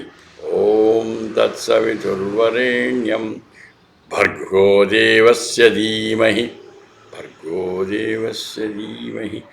ಧಿಯೋ ಯೋ ನ ಪ್ರಚೋದಯಾತ್. ಈಗೆಲ್ಲ ಒಟ್ಟಿಗೆ ಹೇಳಿ. ಓಂ ತತ್ಸವಿತುರ್ವರೆಣ್ಯಂ ಭರ್ಗೋ ದೇವಸ್ಯ ಧೀಮಹಿ ಧಿಯೋ ಯೋ ನ ಪ್ರಚೋದಯಾತ್. ಈ ಮಂತ್ರವನ್ನು ಇದನ್ನು ಅಷ್ಟೇ ಅದೇ ರೀತಿ ಮೊದಲು ಜೋರಾಗಿ ಹೇಳಿ. ಈಗ ನಿಮಗೆ ಸದ್ಯ ಎಲ್ರಿಗೂ ಯಾರ್ಯಾರಿಗೂ ಉಪದೇಶ ಆಗಿಲ್ವೋ ಇವತ್ತು ಗಾಯತ್ರಿ ಉಪದೇಶ ಆಗಿದೆ. ಇದೇ ಉಪನಯನ ಸಂಸ್ಕಾರ ಅಂದ್ಕೊಳ್ಳಿ, ಮಂತ್ರೋಪದೇಶ ಆಗಿದೆ. ಯಾರೋ ಹಲವಾರು ವರ್ಷಗಳಿಂದ ಈ ಮಂತ್ರವನ್ನು ಅನುಷ್ಠಾನ ಮಾಡಿದಾರೋ, ಜಪವನ್ನು ಅನುಷ್ಠಾನ ಮಾಡಿದ್ರು ಅವ್ರಿಗೆ ಮಾತ್ರ ಈ ಉಪದೇಶ ಮಾಡೋಕ್ಕಂಥ ಯೋಗ್ಯತೆ ಇದೆ. ಸೊ ನಿಮ್ಗೆ ಆಗಿದೆ. ಈಗೇನು ಮಾಡಿ ಮತ್ತೆ ಹಿಡ್ಕೊಳ್ಳಿ ಮಾಲೆ. ಮತ್ತು ಒಂದು ಮಂತ್ರ ಹೇಳಿದ ತಕ್ಷಣ ಒಂದು ಬೀಡ್ಸನ್ನು ಒಳಕ್ಕೆ ಹಾಕ್ಕೊಳ್ಳಿ, ಮುಂದಕ್ಕೆ ಹೀಗೆ. ಓಂ ಭೋರ್ಭುವಸ್ಸು ಓಂ ತತ್ಸವಿತುರ್ವರೆಣ್ಯಂ ಭರ್ಗೋ ದೇವಸ್ಯ ಧೀಮಹಿ ಧಿಯೋ ಯೋ ನ ಪ್ರಚೋದಯಾತ್. ಓಂ ತತ್ಸವಿತುರ್ವರೆಣ್ಯಂ ಭರ್ಗೋ ದೇವಸ್ಯ ಧೀಮಹಿ ಧಿಯೋ ಯೋ ನ ಪ್ರಚೋದಯಾತ್. ಈಗ ಸ್ವಲ್ಪ ವಾಲ್ಯೂಮ್ ಕಮ್ಮಿ ಮಾಡಿ ಮೆತ್ತಿಗೆ ಹೇಳಿ. ಓಂ ತತ್ಸವಿತುರ್ವರೆಣ್ಯಂ ಭರ್ಗೋ ದೇವಸ್ಯ ಧೀಮಹಿ ಯೋ ಯೋ ನ ಪ್ರಚೋದಯಾತ್. ಇನ್ನು ವಾಲ್ಯೂಮ್ ಕಮ್ಮಿ ಮಾಡಿ. ಓಂ ತತ್ಸವಿತುರ್ವರೆಣ್ಯಂ ಭರ್ಗೋ ದೇವಸ್ಯ ಧೀಮಹಿ ಧಿಯೋ ಯೋ ನ ಪ್ರಚೋದಯಾತ್. ಈಗ ಮನಸ್ಸಲ್ಲೇ ಹೇಳಿ. ಚಿತ್ತಜಂ ಜಪಂ. ಓಂ ತತ್ಸವಿತುರ್ವರೆಣ್ಯಂ. ನಾನು ಸ್ವಲ್ಪ ಹೇಳ್ತಾ ಇದ್ದೀನಿ ವಾಲ್ಯೂಮು, ನಿಮಗೆ ಬರಲಿ ಅಂತ ನೀವು ಮಾತ್ರ ಮನಸ್ಸಲ್ಲೇ ಮಾಡಿ. ತತ್ಸವಿತುರ್ವರೆಣ್ಯಂ ಭರ್ಗೋ ದೇವಸ್ಯ ಧೀಮಹಿ ಧಿಯೋ ಯೋ ನ ಪ್ರಚೋದಯಾತ್. ಈಗ ಒಳಗಡೆ ನಾಲಿಗೆ ಕೂಡ ಹೊರಡಬಾರ್ದು, ಹಾಗೇ ನೋಡಿ. ತತ್ಸವಿತುರ್ವರೆಣ್ಯಂ. ಅದೇ ಆ ಮಂತ್ರದ ಅರ್ಥವನ್ನು ಚಿಂತನೆ ಮಾಡಿ. ಓಂ ತತ್ ಸುಪ್ರೀಂ ಬ್ರಹ್ಮಂ ಸವಿತು ಆ ಸೂರ್ಯನಿಗೂ ಶಕ್ತಿ ಕೊಡುವಂಥ ಮಹಾನ್ ಶಕ್ತಿ, ವರೇಣ್ಯಂ ಶ್ರೇಷ್ಠವಾದ್ದು, ಭರ್ಗೋ ದೇವಸ್ಯ ಧೀಮಹಿ ಆ ಪರಬ್ರಹ್ಮ ತತ್ವದ ತೇಜಸ್ಸನ್ನು ಧ್ಯಾನ ಮಾಡ್ತಾ ಇದ್ದೀನಿ. ಧೀಮಹಿ ಧಿಯೋ ಯೋ ನ ಪ್ರಚೋದಯಾತ್. ಯೋ ಅದು ಆ ಪರಬ್ರಹ್ಮ ತತ್ವ ನನ್ನ ಬುದ್ಧಿಯನ್ನು ಪ್ರಚೋದಿಸಲಿ. ಇಲ್ಲಿ ಯಾವುದೇ ವ್ಯಾಪಾರ ಇಲ್ಲ, ಯಾವುದೇ ಅಪೇಕ್ಷೆ ಇಲ್ಲ. ನಾನು ಕೇಳ್ತಾ ಇರೋದಿಷ್ಟೇ, ನನಗೆ ಆತ್ಮ ಸಾಕ್ಷಾತ್ಕಾರ ಆಗಲಿ, ನನಗೆ ಬ್ರಹ್ಮ ಸಾಕ್ಷಾತ್ಕಾರ ಆಗಲಿ, ಅಹಂ ಬ್ರಹ್ಮಾಸ್ಮಿ ಅನುಭವ ಬರಲಿ. ಓಂ ತತ್ಸವಿತುರ್ವರೆಣ್ಯಂ ಭರ್ಗೋ ದೇವಸ್ಯ ಧೀಮಹಿ ಯೋ ಯೋ ನ ಪ್ರಚೋದಯಾತ್. ಅರ್ಥವನ್ನು ನೋಡಿ. ತತ್ಸವಿತುರ್ವರೆಣ್ಯಂ ಭರ್ಗೋ ದೇವಸ್ಯ ಧೀಮಹಿ ಧಿಯೋ ಯೋ ನ ಪ್ರಚೋದಯಾತ್. ಹಂಗೆ ನಿಧಾನ ಅಲ್ಲಿಗೆ ನಿಧಾನವಾಗಿ ಕಣ್ತೆಗಿರಿ. ಈಗ ಜಪ ಆಯಿತು, ಜಪದಲ್ಲಿ ಆಯಿತು. ಈಗ ಹೇಳಿದ್ನಲ್ಲ 4-5ರಲ್ಲಿ ಏನು ಮಾಡಿದ್ವಿ ನಾವು? ಮೊದಲು ನಿನ್ನೆ ಮುಗಿಯಿತು. ಇವತ್ತು ಬಂದಾಗ ನಾವೇನು ಮಾಡಿದ್ವು? ಮೊದಲನೇದಾಗಿ ಪೂಜನಂ ಜಪ ಅಂತಂದು 4-5ರಲ್ಲಿ ಪೂಜೆಯನ್ನು ಮಾಡಿದ್ವು. ಯಾರೆರಡು ರೀತಿ ಪೂಜೆ ಮಾಡಿದಿರಿ? ನಿಮ್ಮ ವಿಗ್ರಹದಲ್ಲಿ ಮಾಡಿದಿರಿ, ಜಗತ್ತಂತ ಪೂಜೆ ಮಾಡಿದಿರಿ, ಪತ್ರ ಪುಷ್ಪಂ ಫಲಂ ತ್ವಯಂ ಮಾನಸಿಕ ಪೂಜೆಯನ್ನು ಮಾಡಿದಿರಿ, ಆಮೇಲೆ ಜಪವನ್ನು ಮಾಡಿದಿರಿ. 6ನೇ ಶ್ಲೋಕದಲ್ಲಿ ಹೇಳಿದ್ದಂಥ ಜಪ, ಪೌರಾಣಿಕ ಜಪ, ಗಾಯತ್ರಿ ಜಪ ಎಲ್ಲವನ್ನು ಮಾಡಿದಿರಿ. ಈಗ ವಿಲ್ ಗೋ ಟು ನೆಕ್ಸ್ಟ್ ಚಿಂತನೆ. 7, 8, 9 ಚಿಂತನೆ. 7ನೇ ಮಂತ್ರ, 7ನೇ ಶ್ಲೋಕ. ಆಜ್ಯಧಾರಯ ಸ್ರೋತಸಾ ಸಮಂ. ಹೇಳಿ. ಆಜ್ಯಧಾರಯ ಸ್ರೋತಸಾ ಸಮಂ ಸರಳಚಿಂತನಂ ವಿರಳತಃ ಪರಂ.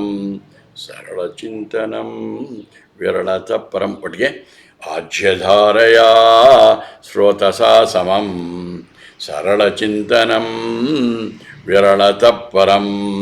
ಈಗ ಚಿಂತನೆ ಮಾಡುವಾಗ 2 ಥರ ಉಂಟು. ಹೇಳ್ತಾರೆ ಯಾವ ರೀತಿ ಇರಬೇಕು? ಆಜ್ಯಧಾರಯ. ಇಲ್ಲಿ ತುಪ್ಪ ಒಂದೇ ಸರಿ ಹೋಗ್ತಾಯಿದೆ, ಅದರಲ್ಲಿ ಭಿನ್ನವಾಗೋದಿಲ್ಲ, ತುಂಡಾಗೋದಿಲ್ಲ. ಆದರೆ ನೀರು ಬರುವಾಗ ಬೇರೆ ಬೇರೆ ಆಗುತ್ತೆ. ಅದಕ್ಕೆ ಅಂತ ಹೇಳ್ತಾರೆ, ತೈಲಧಾರೆಯಂತೆ ಮನಸ್ಸು ಕೊಡೋ ಅಂತ ಕೇಳ್ಕೊತೀವಿ. ಹರಿಯಲ್ಲಿ ಮನಸ್ಸು ಕೊಡು ಕೇಳ್ತಾ ಇರೋದು ಯಾರನ್ನ? ಕೈಲಾಸವಾಸ ಗೌರೀಶ ಈಶಾ. ತೈಲಧಾರೆಯಂತೆ ಮನಸ್ಸು ಕೊಡು ಹರಿಯಲ್ಲಿ. ಎಲ್ಲಿ ಯಾರನ್ನು ಕೇಳಿದ್ರು ನನ್ನ ಹರಿಗೆ ಅದು ಒಂದೇ ರೀತಿ ಅಂತ ಹೇಳೋದು. ನೀವೇನು ಮಾಡಿ, ಆ ತೈಲಧಾರೆ ಅಂತ ಒಂದಿದೆ. ಆಜ್ಯಧಾರೆಯ ಸ್ರೋತಸಾ ಸಮಂ. ನೋಡಿ ಅಲ್ಲಿ ಕಾಣಿಸ್ತಾ ಇದೆ, ನದಿ ಉಕ್ಕುತ್ತಾ ಇದೆ. ಹಾಗಾಗಿ ಆ ನೀರು ಹೋಗ್ತಾ ಇದೆ. ಈ ಪಿ ಪಿ ಟಿಯ ಪಿಕ್ಚರನ್ನು ನಮಗೆ ಚಿತ್ರಗಳನ್ನು ನಮ್ಮ ಸಾಧಕರು ಮುಕ್ತ ಅವರು ಮಾಡಿಕೊಟ್ಟಿದ್ದಾರೆ. ಅವರು ಅಮೇರಿಕಾಲಿದ್ದಾಗ ಇದಕ್ಕೆ ಪಿಕ್ಚರ್ಗಳು ಕಳಿಸಿದರು. ನಾನು ಈ ಶ್ಲೋಕಗಳು, ಅದರ ಪರಿಪದಾರ್ಥ ಅದನ್ನು ಆ್ಯಡ್ ಮಾಡಿದ್ದೀನಿ. ಆ ಪಿಕ್ಚರ್ಗಳು ಇದು ಶ್ಲೋಕಗಳು ಅವ್ರು ಹಾಕ್ಕೊಟ್ಟಿದ್ದಾರೆ. ಅದರಲ್ಲಿ ಹೇಳ್ತಾರೆ ನೋಡಿ, ನೀರು ಹೆಂಗೆ ಆಜ್ಯ ಬರುತ್ತಲ್ಲ, ಅದು ಹಾಗೆ ಅದು ಹೇಗೆ ಹೋಗ್ತಾ ಇದೆಯೋ ಆ ರೀತಿ ಏನು ಮಾಡಬೇಕು, ಅದು ಅವಿಚ್ಛಿನ್ನವಾಗಿದೆ. ಆ ರೀತಿ ನಮ್ಮ ಚಿಂತನೆ ಏಕಾಗ್ರವಾಗಿರಬೇಕು, ಒಂದೇ ಸಮನೆ ಇರಬೇಕು. ಅದು ಸರಳ ಚಿಂತನ ವಿರಳತಃ ಪರಂ. ವಿರಳತಃ ಅಂತಂತಂದರೆ ಅವಾಗ ತುಂಡಾಗೋದು ನೋಡಿ. ಒಂದು ಕ್ಷಣ ದೇವ್ರು ನೋಡ್ತೀವಿ, ತಕ್ಷಣ ಅಲ್ಲಿ ಇಲ್ಲಿ ಮನಸ್ಸು ಹೊರಟೋಗ್ಬಿಡುತ್ತೆ.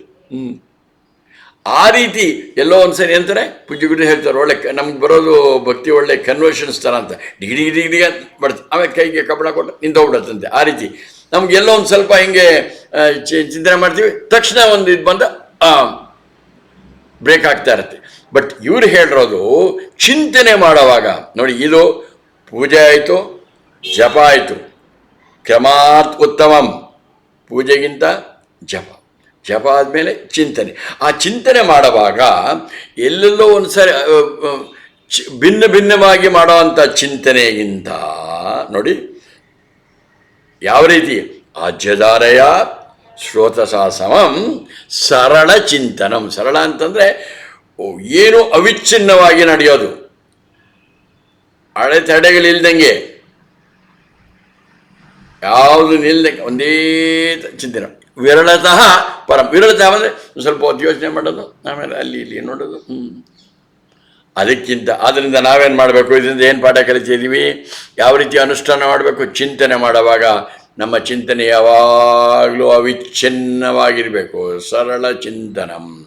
ಆ್ಯಂಡ್ ಅದು ಯಾಕೆಂದರೆ ವಿರಳತಃ ಪರಂ. ವೇದ ಭಾವನಾತ್ ಸೋಹ ವಿತ್ಯಸೌ. ವಿಲ್ ಟೇಕ್ ಒಂದು ನಿಮಿಷ.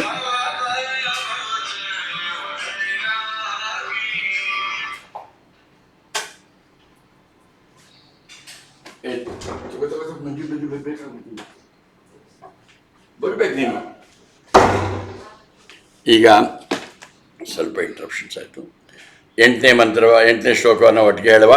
ಭೇದ ಭಾವನಾತ್ ಸೋಹಮಿತ್ಯಸೌ ಭಾವನಾಭಿಧಾ ಪಾವನೀಮತ. ಒಟ್ಟಿಗೆ ಹೇಳುವ. ಭೇದ ಭಾವನಾತ್ ಸೋಹಮಿತ್ಯಸೌ ಭಾವನಾಭಿಧಾ ಪಾವನೀಮತ. ಇಲ್ಲಿ ಚಿಂತನೆ ಮಾಡುವಾಗ ಎರಡುಂಟು. ಏನು? ನಾನು ಜೀವ, ಆತ್ಮ. ನಾನು ದೇಹ ಮನಸ್ಸು ಬುದ್ಧಿ ಇಲ್ಲ, ನಾನು ಆತ್ಮ. ಅಲ್ಲಿ ಪರಬ್ರಹ್ಮ ಇದೆ, ಅಲ್ಲಿ ಇಲ್ಲಿ ನಾನೇ ಬೇರೆ ಅದೇ ಬೇರೆ. ಜೀವ ಈಶ್ವರ ಭೇದ ಅನ್ನೋ ಭಾವಕ್ಕಿಂತ ಆ ಭಾವನೆಯನ್ನು ಮೀರಿ ನಾನೇ ಬೇರೆ, ಜೀವಾತ್ಮ ಬೇರೆ, ಪರಮಾತ್ಮ ಬೇರೆ ಅನ್ನೋ ಭೇದ ಭಾವನೆಯನ್ನು ಮೀರಿ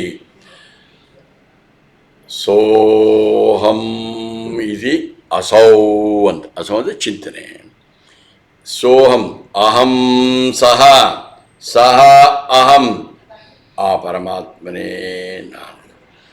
ಜೀವಾತ್ಮ ಪರಮಾತ್ಮ ಐಕ್ಯ. ನಮ್ಮ ಗುರುಗಳು ನಮಗೆ ಉಪದೇಶ ಮಾಡಿದರು. ಏನಂತ?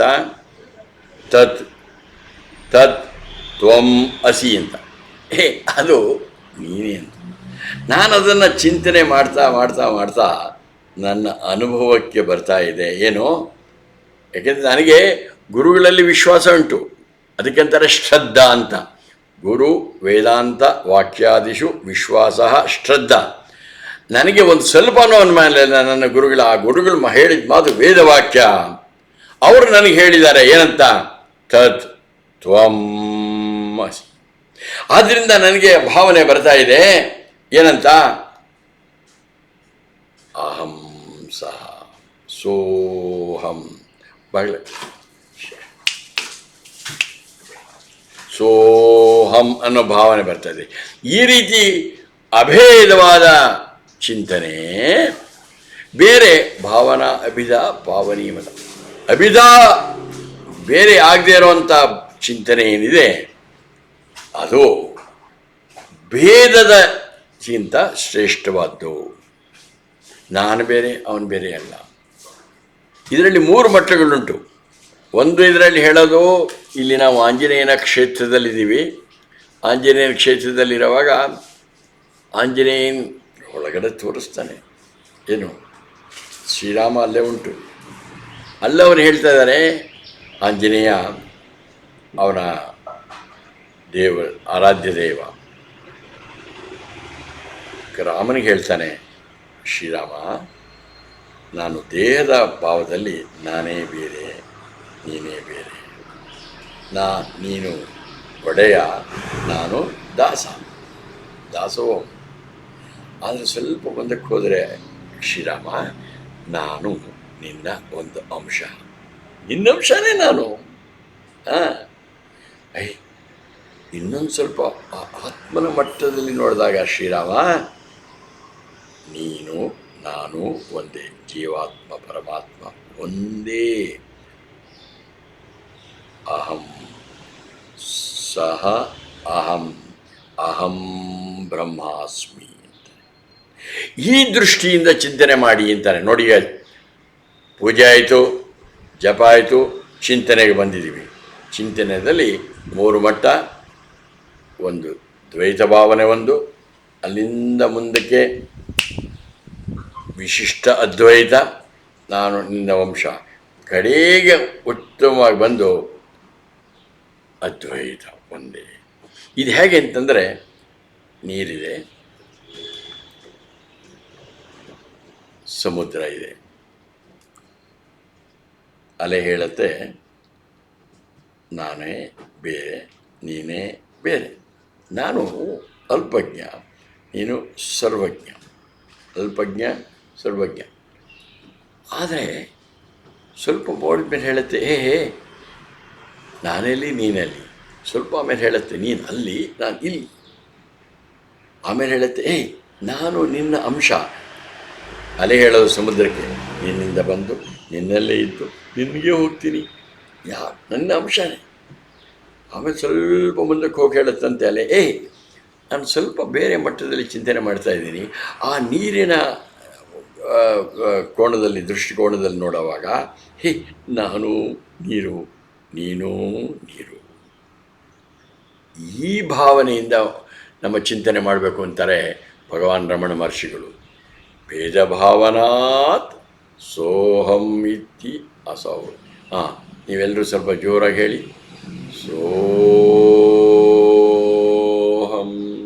ಹೇಳಿ ಜೋರಾಗಿ.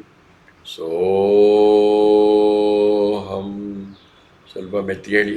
ಸೋಹಂ ಸೋಹಂ ಇನ್ನೂ ಮೆತ್ತಿಗೆ ಹೇಳಿ. ಸೋಹಂ ಈ ಮನಸ್ಸಲ್ಲೇ ಹೇಳ್ತಾ ಹೋಗಿ. ಸೋಹಂ ಈ ಅನುಭವ ಚಿಂತನೆ ಮಾಡ್ತಾಯಿರಿ. ಈಗ ಚಿಂತೆ ಮಾಡ್ತಾಯಿರಿ, ಆ ಬ್ರಹ್ಮವೇ ನಾನು.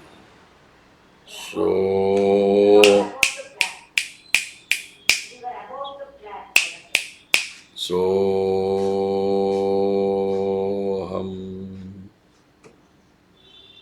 ಆ ಭಾವನೆ ಬರಲಿ. ಚಿಂತನೆ ಮಾಡ್ತಾಯಿರಿ, ನಾನು ಆತ್ಮ, ನಾನು ದೇಹ ಮನಸ್ಸು ಬುದ್ಧಿ ಅಲ್ಲ. ಚಿಂತನೆ ಮಾಡಿ, ನಾನು ಆತ್ಮ, ಅದೇ ಪರಬ್ರಹ್ಮ. ಸಮಷ್ಟಿನಲ್ಲಿ ಪ್ರತಿಬಿಂಬಿತವಾದಾಗ ಪರಮಾತ್ಮ, ವ್ಯಷ್ಟಿನಲ್ಲಿ ಪ್ರತಿಬಿಂಬಿತವಾದಾಗ ಆತ್ಮ. ಆ ಉಪಾಧಿ ಭೇದವನ್ನು ತೆಗೆದರೆ ಎರಡೂ ಒಂದೇ. ಅದೇ ನಾನು. ಹಾಗೆಯೇ ಚಿಂತನೆ ಮಾಡ್ತಾರೆ. ಈಗ ನೀವು ಮಾಡ್ತಾ ಇರೋದು ಸೋಹಂ ಚಿಂತನೆ. ಏನೇನು ಕಾಣಿಸ್ತಾ ಇದೆ, ವ್ಯಷ್ಟಿ ಸಮಷ್ಟಿ, ಸ್ಥೂಲ ಸೂಕ್ಷ್ಮ ಪ್ರಪಂಚ, ಸ್ಥೂಲ ಸೂಕ್ಷ್ಮ ಶರೀರಗಳು ಎಲ್ಲವೂ ಮಿಥ್ಯ. ಎಲ್ಲವೂ ಬ್ರಹ್ಮವೇ. ಶಿವ ಜಗತ್ ಎಲ್ಲವೂ ಮಿಥ್ಯ, ಬ್ರಹ್ಮವೇ ಹೀಗೆ ಕಾಣಿಸ್ತಾ ಇದೆ ನೋಡಿ. ಎಲ್ಲವೂ ಬ್ರಹ್ಮವೇ, ಈ ಭಾವನೆ ಬರಲಿ. ಬ್ರಹ್ಮವೇ ಸತ್ಯ. ವೇದ ಭಾವನಾತ್ ಸೋಹಮಿತ್ಯಸೌ ಭಾವನಾಭಿಧಾ ಪಾವನೀ ಮತ. ಜೀವಾತ್ಮ ಪರಮಾತ್ಮ ಐಕ್ಯ. ಅಹಂ ಬ್ರಹ್ಮಾಸ್ಮಿ. Okay, continue.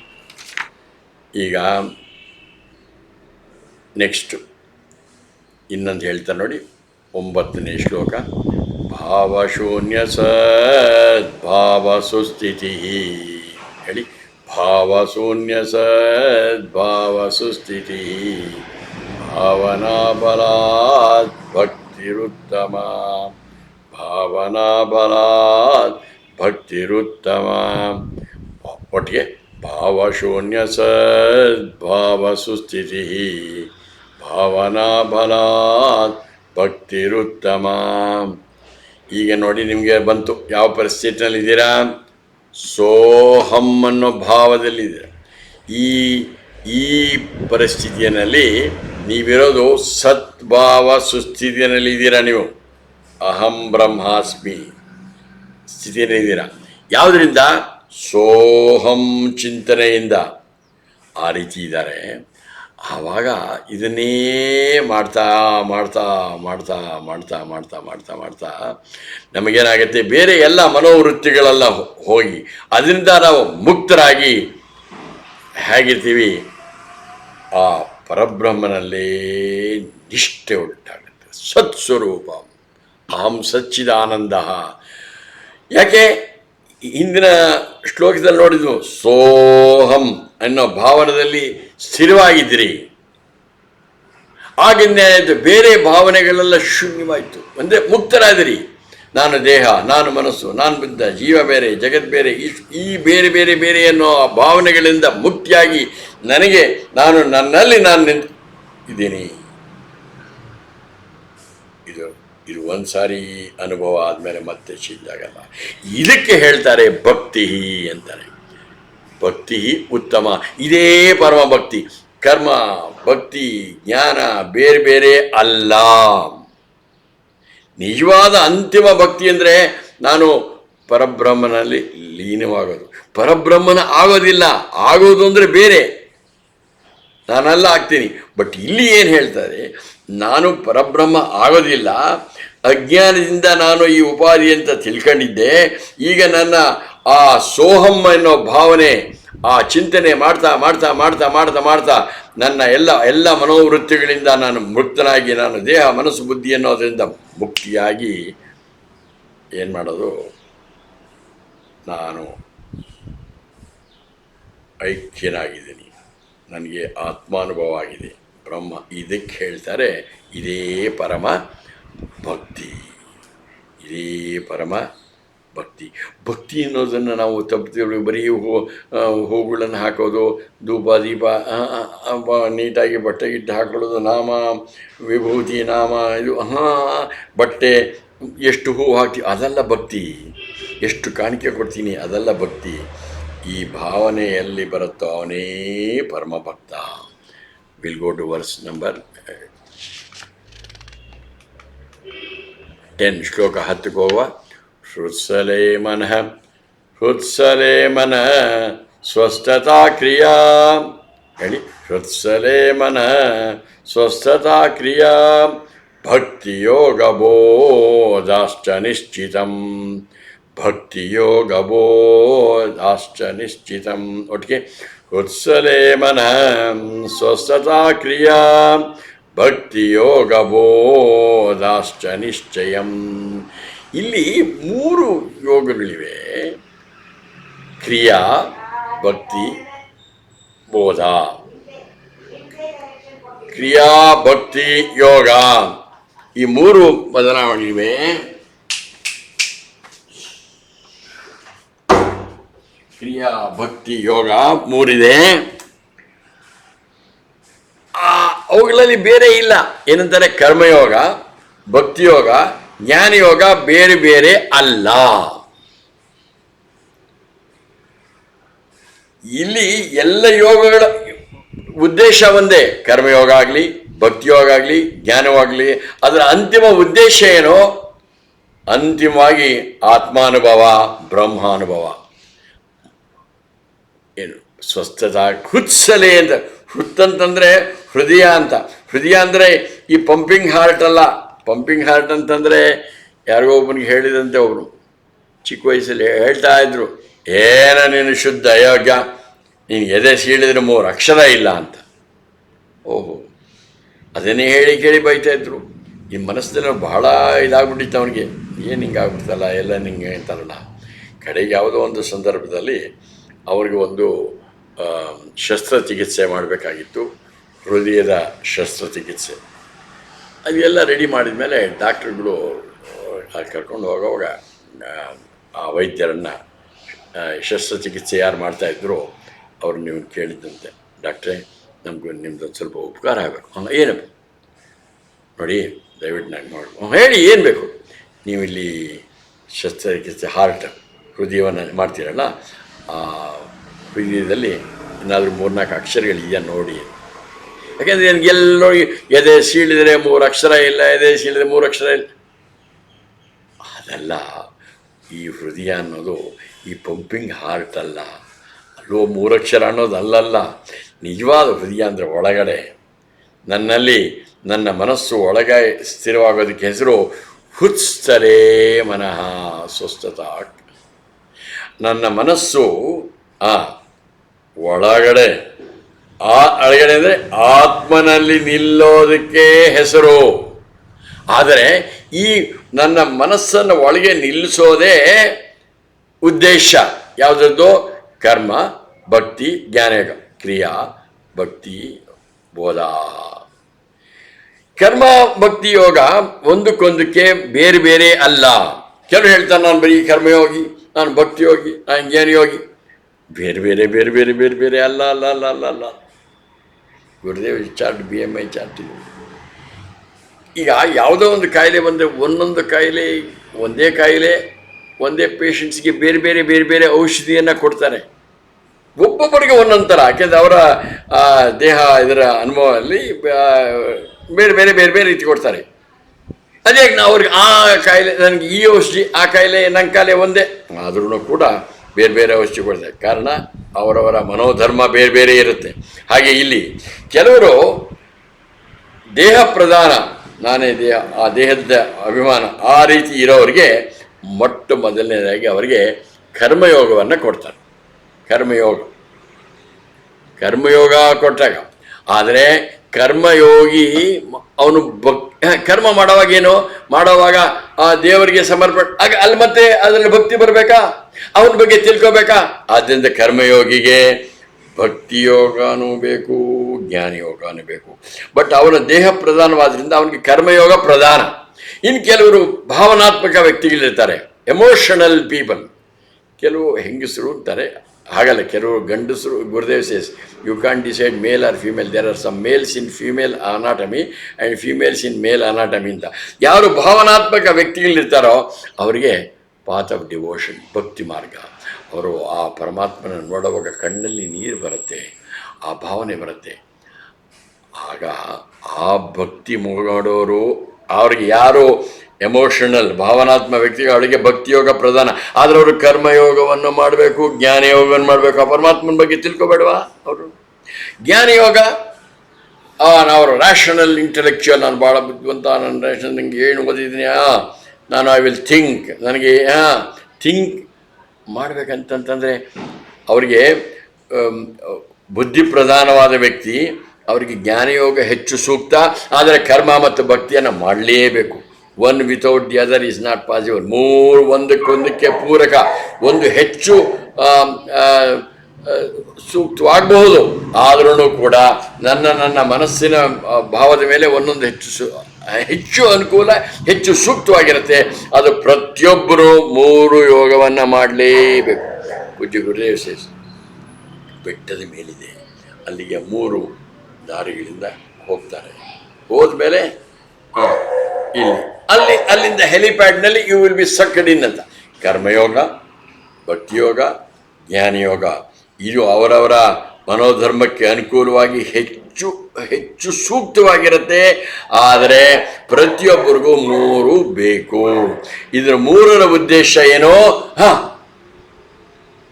ಕರ್ಮ, ಭಕ್ತಿ, ಯೋಗ, ಜ್ಞಾನಯೋಗದಿಂದ ಮುಕ್ತಿ ಇಲ್ಲ. ಮತ್ತೆ ಇಷ್ಟೊಂದು ಏನು ಮಾಡ್ತಾ ಇದ್ದೀವಿ? ಹೌದು, ಇಲ್ಲ. ನಮಗೇನು ಕರ್ಮಣ ಪ್ರಜೆಯ ಧನೇನ, ಕರ್ಮದಿಂದ ಇದರಿಂದ ಭಕ್ತಿ ಜ್ಞಾನದಿಂದ ನನಗೆ ಇಲ್ಲದೇ ಇರೋದು ಸಿಗತ್ತೆ. ನನಗಿಲ್ಲದೇ ಇರೋ ವಸ್ತು ಮಾಡ್ಬೇಕಂತಂದರೆ ಕರ್ಮ ಮಾಡಬೇಕು, ದುಡ್ಡು ಕೊಡಬೇಕು, ಜನಗಳ ಸಹಾಯ ಬೇಕು. ಕರ್ಮಣ ಪ್ರಜೆಯ ಧನೇನ. ಆದರೆ ಅದು ಯಾವುದು? ನನ್ನಲ್ಲಿ ದುಡ್ಡಿಲ್ಲ, ಕರ್ಮ ಮಾಡು. ಮನೆ ಇಲ್ಲ, ಗಾಡಿ ತಗೋಬೇಕು, ಬೇರೆ ವಸ್ತುಗಳು ತಗೋಬೇಕು, ಇಲ್ಲದೇ ಇರೋ ವಸ್ತುಗಳನ್ನು ಸಂಪಾದನೆ ಬರಬೇಕಂತಂದು ಎಲ್ಲ ಬೇಕು. ಆದರೆ ನಾವಿಲ್ಲಿ ಪಡಿತಾ ಇರೋದೇನು? ನನ್ನಲ್ಲಿ ಇದೆ, ಅವೆಲ್ಲ ಅಪ್ರಾಪ್ತ, ಅದನ್ನು ಪ್ರಾಪ್ತವ್ಯಂ. ನನ್ನಲ್ಲಿ ಇಲ್ಲದೇ ಇರೋದನ್ನು ಪಡೆಯೋದಕ್ಕೆ ಕರ್ಮ, ಭಕ್ತಿ, ಜ್ಞಾನ. ಆದರೆ ಇಲ್ಲಿ ನಾವು ಮಾಡ್ತಾ ಇರೋದೇನು? ನಾನು ಹೊಸದಾಗಿ ಏನೂ ಪಡಿತಾ ಇಲ್ಲ. ನಾನು ಆತ್ಮನಾಗಬೇಕಾಗಿಲ್ಲ, ಬ್ರಹ್ಮನಾಗಬೇಕಾಗಿಲ್ಲ. ಸಹ ಅಹಂ, ನೀವು ಹೇಳಿದ್ರಲ್ಲ, ಸಹ ನಾನೇ. ಇದು ಅರಿವಿಗೆ ಬರೋದಕ್ಕೋಸ್ಕರ ಮಾಡಬೇಕು. ಇದರಿಂದ ಇದಕ್ಕೆ ಈ ಯೋಗ, ಕರ್ಮ, ಭಕ್ತಿ, ಜ್ಞಾನ ಯೋಗಗಳಿಂದ ಸಿಗಲ್ಲ. ಆದರೆ ಹಾಗಿದ್ರೆ ಮಾಡಲೇಬೇಕು. ಇದಿದ್ದೇ ಹೋದ್ರೆ ಆಗೋದೇ ಇಲ್ಲ. ಈ ಮಾರ್ಗಗಳಿಂದ ಮೂರು ಮಾಡಬೇಕು. ಕರ್ಮಯೋಗ, ಭಕ್ತಿಯೋಗ, ಜ್ಞಾನ ಮಾಡೋದ್ರಿಂದ ನನ್ನ ಚಿತ್ತ ಶುದ್ಧಿ ಆಗತ್ತೆ, ಚಿತ್ತ ವಿಶಾಲತೆ ಆಗತ್ತೆ, ಚಿತ್ತ ಏಕಾಗ್ರತೆ ಆಗತ್ತೆ. ಆಮೇಲೆ ಆತ್ಮಾನುಭವಕ್ಕೆ ಸಿದ್ಧವಾಗತ್ತೆ. ಆ ಧ್ಯಾನದಲ್ಲಿ ನನ್ನ ಅನುಭವಕ್ಕೆ ಬರುತ್ತೆ, ಅಹಂ ಬ್ರಹ್ಮಾಸ್ಮಿ. ಹೃತ್ಸಲೇ ಮನಃ ಸ್ವಸ್ಥತಾ ಕ್ರಿಯಾ ಭಕ್ತಿಯೋಗ ಬೋಧಾಶ್ಚ ನಿಶ್ಚಿತಂ. ಮೂರೂ ಯೋಗಗಳನ್ನು ಅನುಷ್ಠಾನ ಮಾಡಿ ನಿಮಗೆ ಯಾವುದು, ನಿಮ್ಮ ಮನಸ್ಸಿನಲ್ಲಿ ಯಾವುದು ಹೆಚ್ಚು ಪ್ರಧಾನವೋ ಅದು ಹೆಚ್ಚು. ಬಟ್ ಉಳಿದ ಎರಡು ಪೂರಕ, ಒಂದನ್ನು ಬಿಟ್ಟು ಇನ್ನೆರಡಿಲ್ಲ, ಮೂರು. ಆದರೆ ಅದೆಲ್ಲವೂ ಸಿದ್ಧ ಆದಮೇಲೆ ನನಗೆ ಜ್ಞಾನ ಯೋಗ್ಯತೆ ಪ್ರಾಪ್ತಿಯಾಗತ್ತೆ. ಗುರುಗಳಿಂದ ಜ್ಞಾನವನ್ನು ಪಡೆದು ನಾನು ಧ್ಯಾನದಲ್ಲಿ ಈ ಅನುಭವವನ್ನು ಪಡಿಬೇಕು. ಏನು ಅನುಭವ? ಅಹಂ ಬ್ರಹ್ಮಾಸ್ಮಿ. ಸ್ವಲ್ಪ ಹೊತ್ತು ಹಾಗೇ ಯೋಚನೆ ಮಾಡಿ. ಈಗಾಗಲೇ ನಿಮ್ಮ ಚಿತ್ತ ಶುದ್ಧಿಯಾಗಿದೆ, ಚಿತ್ತ ವಿಶಾಲವಾಗಿದೆ, ಚಿತ್ತ ಏಕಾಗ್ರತೆಯಾಗಿದೆ. You don't need to become Brahman. ನಾನು ಯಾವತ್ತೂ ಅಹಂ ಸಚ್ಚಿದಾನಂದ ಈ ಅನುಭವ ಬರಲಿ. Get that experience. ಹೀಗೆ ಮಾಡಿ ನಾಳೆ ಮುಂದಕ್ಕೆ ನೋಡುವ. ಓಂ ಸರ್ವೇ ಭವಂತು ಸುಖಿನಃ, ಸರ್ವೇ ಸಂತು ನಿರಾಮಯಾಃ, ಸರ್ವೇ ಭದ್ರಾಣಿ ಪಶ್ಯಂತು, ಮಾ ಕಶ್ಚಿತ್ ದುಃಖಭಾಗ್ ಭವೇತ್. ಓಂ ಅಸತೋ ಮಾ ಸದ್ಗಮಯ, ತಮಸೋ ಮಾ ಜ್ಯೋತಿರ್ಗಮಯ, ಮೃತ್ಯೋರ್ಮಾ ಅಮೃತಂ ಗಮಯ. ಓಂ ಶಾಂತಿ ಶಾಂತಿ ಶಾಂತಿ. ಹರಿ ಓಂ. ಶ್ರೀ ಗುರುಭ್ಯೋ ನಮಃ. ಹರಿ ಓಂ. ನಾಳೆ 10ನೇ ಶ್ಲೋಕದಿಂದ ಮುಂದುವರಿಸೋಣ, 11ರಿಂದ ಮುಂದುವರಿಸೋಣ. ಹರಿ ಓಂ.